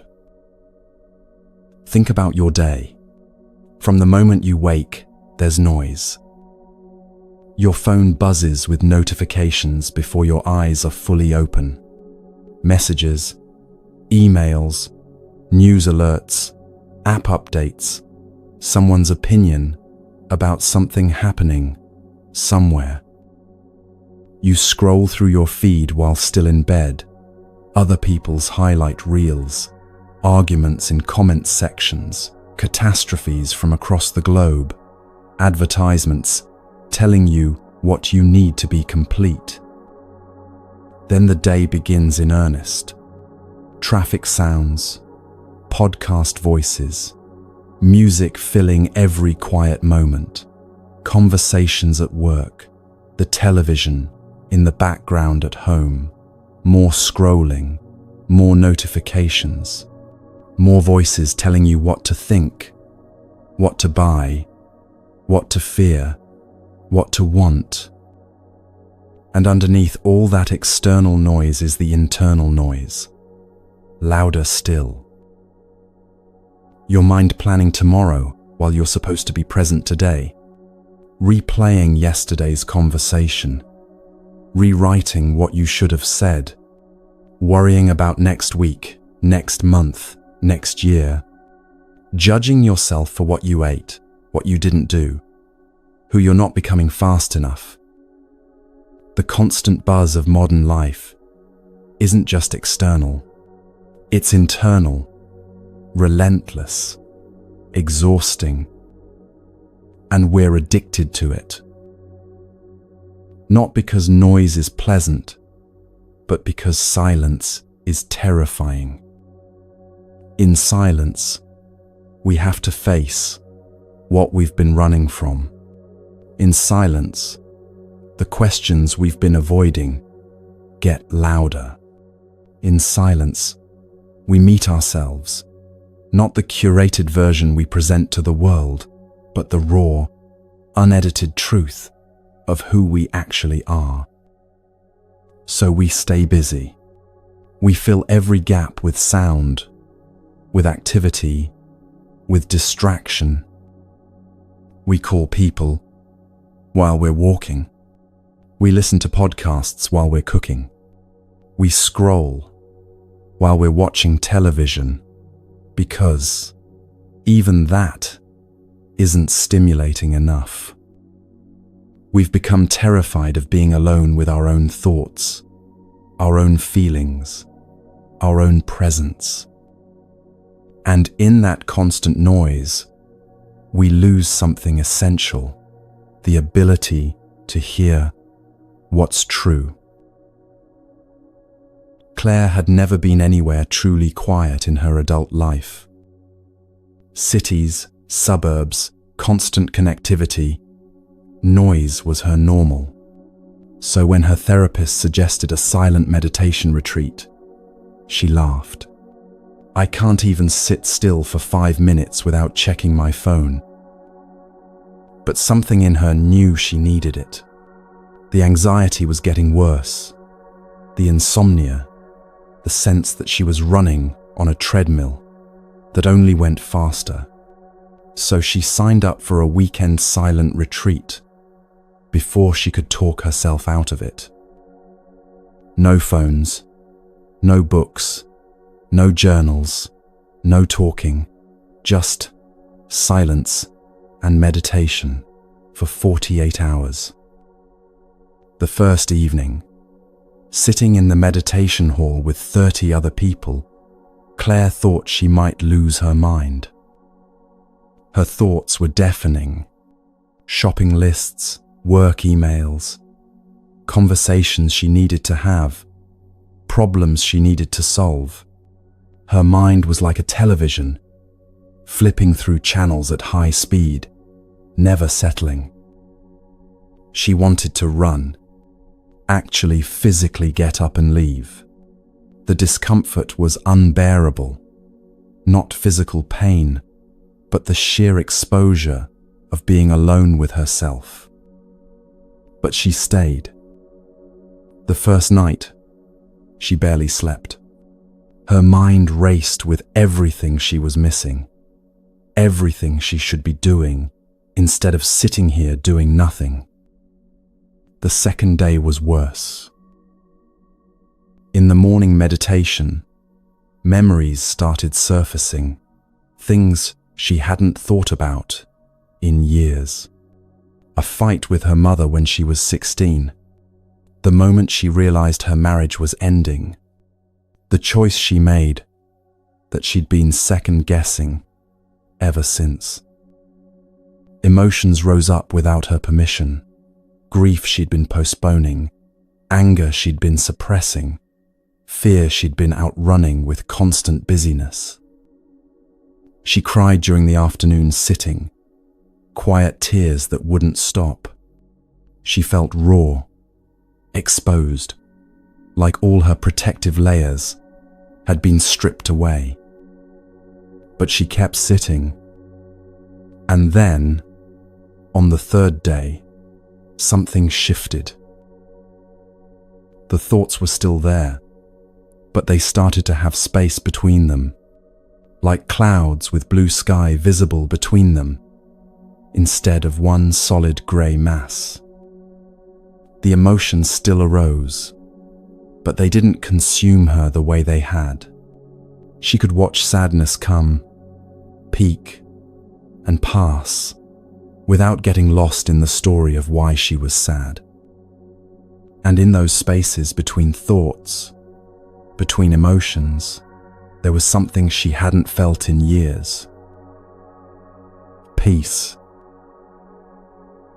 Not the absence of feeling, but the presence of something deeper than feeling. A quiet underneath the noise that had always been there, waiting for her to notice. In the final meditation, she heard it, not a voice, but a knowing. a clarity about the decision she'd been agonizing over for months, not from thinking it through one more time, but from finally being quiet enough to hear what she already knew. She left the retreat different, not fixed, not enlightened, but changed. She'd touched something real underneath all her anxious doing, and now she knew it was there. 6 months later, she'd tell her therapist, "I spent years running from silence because I thought it was empty, but it's not empty at all. It's full of everything I'd been too loud to hear." Because silence isn't the absence of something. It's the presence of everything. When the external noise stops, you can finally hear the internal wisdom that's been speaking all along. When the mind quiets, clarity appears. When you stop filling every moment with distraction, you start to notice what's actually here. Silence is full of presence, full of awareness, full of the truth you've been talking over. The universe doesn't shout its guidance. It whispers. The deepest truths don't announce themselves loudly. They emerge quietly in the spaces between thoughts, in the stillness you've been avoiding. The Buddha taught, silence is an empty space, and space is the home of the awakened mind. Empty not as lacking, but as open. Space not as void, but as possibility. In silence, you remember who you are beneath all the roles, all the doing, all the noise of identity. Answers arrive in quiet, never in chaos. Think of a pond. When the water is still, you can see straight to the bottom. Every stone, every plant, every detail, reflected with perfect clarity. But when the water is disturbed by wind and waves, you can't see anything. The surface is all chaos, reflections fractured, depth invisible. Your mind is like that pond. In stillness, you see clearly. In constant disturbance, you can't see anything true, just the churning surface, the endless agitation. Silence is how the water becomes still. But there's another noise to contend with, the voice in your head. Even when external silence arrives, internal noise continues. The voice that criticizes everything you do. The voice that worries obsessively about everything that could go wrong. The voice that plans every detail to feel in control. This voice loops the same thoughts endlessly. Did I say the wrong thing? What if I fail? Why am I not further along? Everyone else has it figured out except me. Round and round, the same mental tracks worn deeper with each repetition. But here's what you need to understand. This voice is not wisdom. Wisdom is quiet. It doesn't argue or convince or loop endlessly. It simply knows, and it waits for you to be quiet enough to hear it. The loud, insistent voice is ego, the part of you that believes it needs to control everything to survive, that mistakes thinking about problems for solving them, that confuses mental noise for productivity. Learning to distinguish between these voices is essential. The ego voice is loud, repetitive, fear-based. It says, "You're not enough. Do more. Try harder. What if? What if? What if? The wisdom voice is quiet, singular, love-based. It says things once, calmly, and doesn't need to repeat itself, because truth doesn't require convincing. When you're trying to make a decision, and your mind is spinning with pros and cons, arguments and counter-arguments, that's ego trying to control outcomes. When you suddenly know, just know, without knowing how you know, that's wisdom speaking in silence. The challenge is we're so used to the loud voice that we've forgotten how to hear the quiet one. But you don't need a weekend retreat to find silence. You can create it right now, today, in small moments woven through your normal life. 5 minutes in the morning before you reach for your phone. Just sitting at the edge of your bed, breathing, noticing you're alive without immediately filling that awareness with tasks and worries. Phone-free moments throughout your day. Walking from your car to the office without a podcast in your ears. Eating lunch without scrolling. Driving in silence instead of with music or talk radio filling every second. Sitting with your morning tea or coffee and doing nothing else. Not reading, not planning your day, not solving problems. Just sitting, feeling the warmth of the cup, tasting the drink, being present with this simple moment.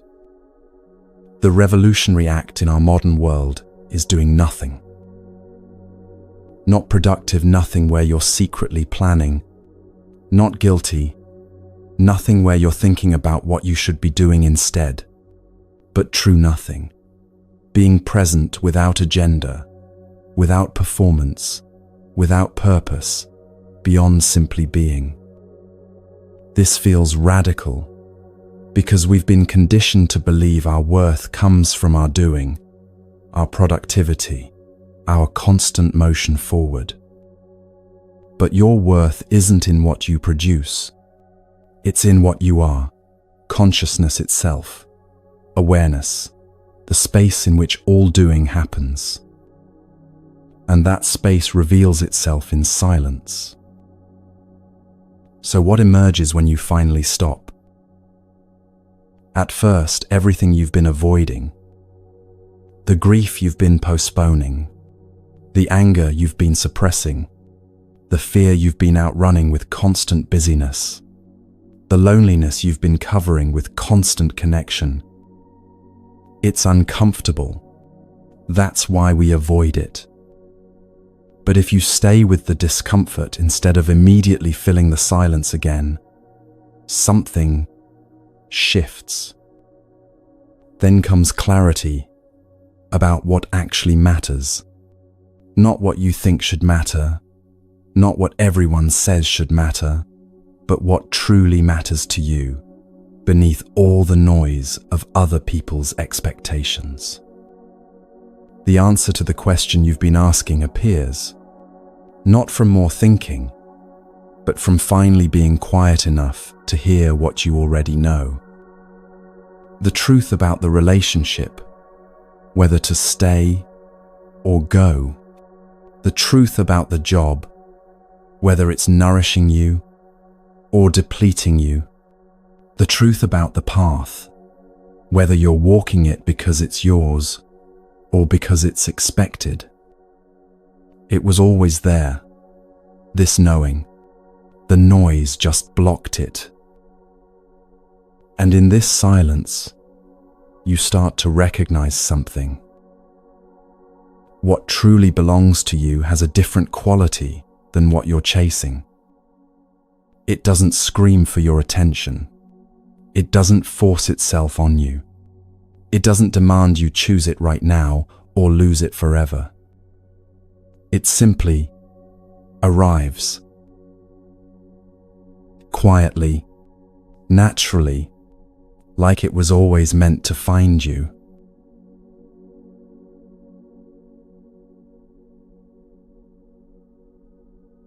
You know something now that you didn't know 3 hours ago. Not from your mind, but from somewhere deeper. Change is natural, like seasons, like breath. Fighting it creates suffering. Accepting it creates space. Release is freedom. The open hand receives more than the clenched fist ever could. Peace isn't out there waiting for you to earn it. It's here, now, in the letting go. So how do you live this? Each morning ask, what can I release today? Not acquire, not achieve. Release. Throughout your day, notice when you're gripping. Feel it in your jaw, your shoulders, your breath. That's your signal to soften, to open, to trust the flow, instead of forcing the outcome. Each evening, what am I still holding that I could let go? Not as failure, but as practice. Imagine someone waking tomorrow lighter, still facing challenges, but not strangling them. Moving through the day with open hands, trusting each moment without demanding it be different. That could be you. These teachings are here whenever you need them. Return when you're gripping too tight. Return when the world feels too loud. Return when you've forgotten that peace lives in release. May you walk gently with yourself.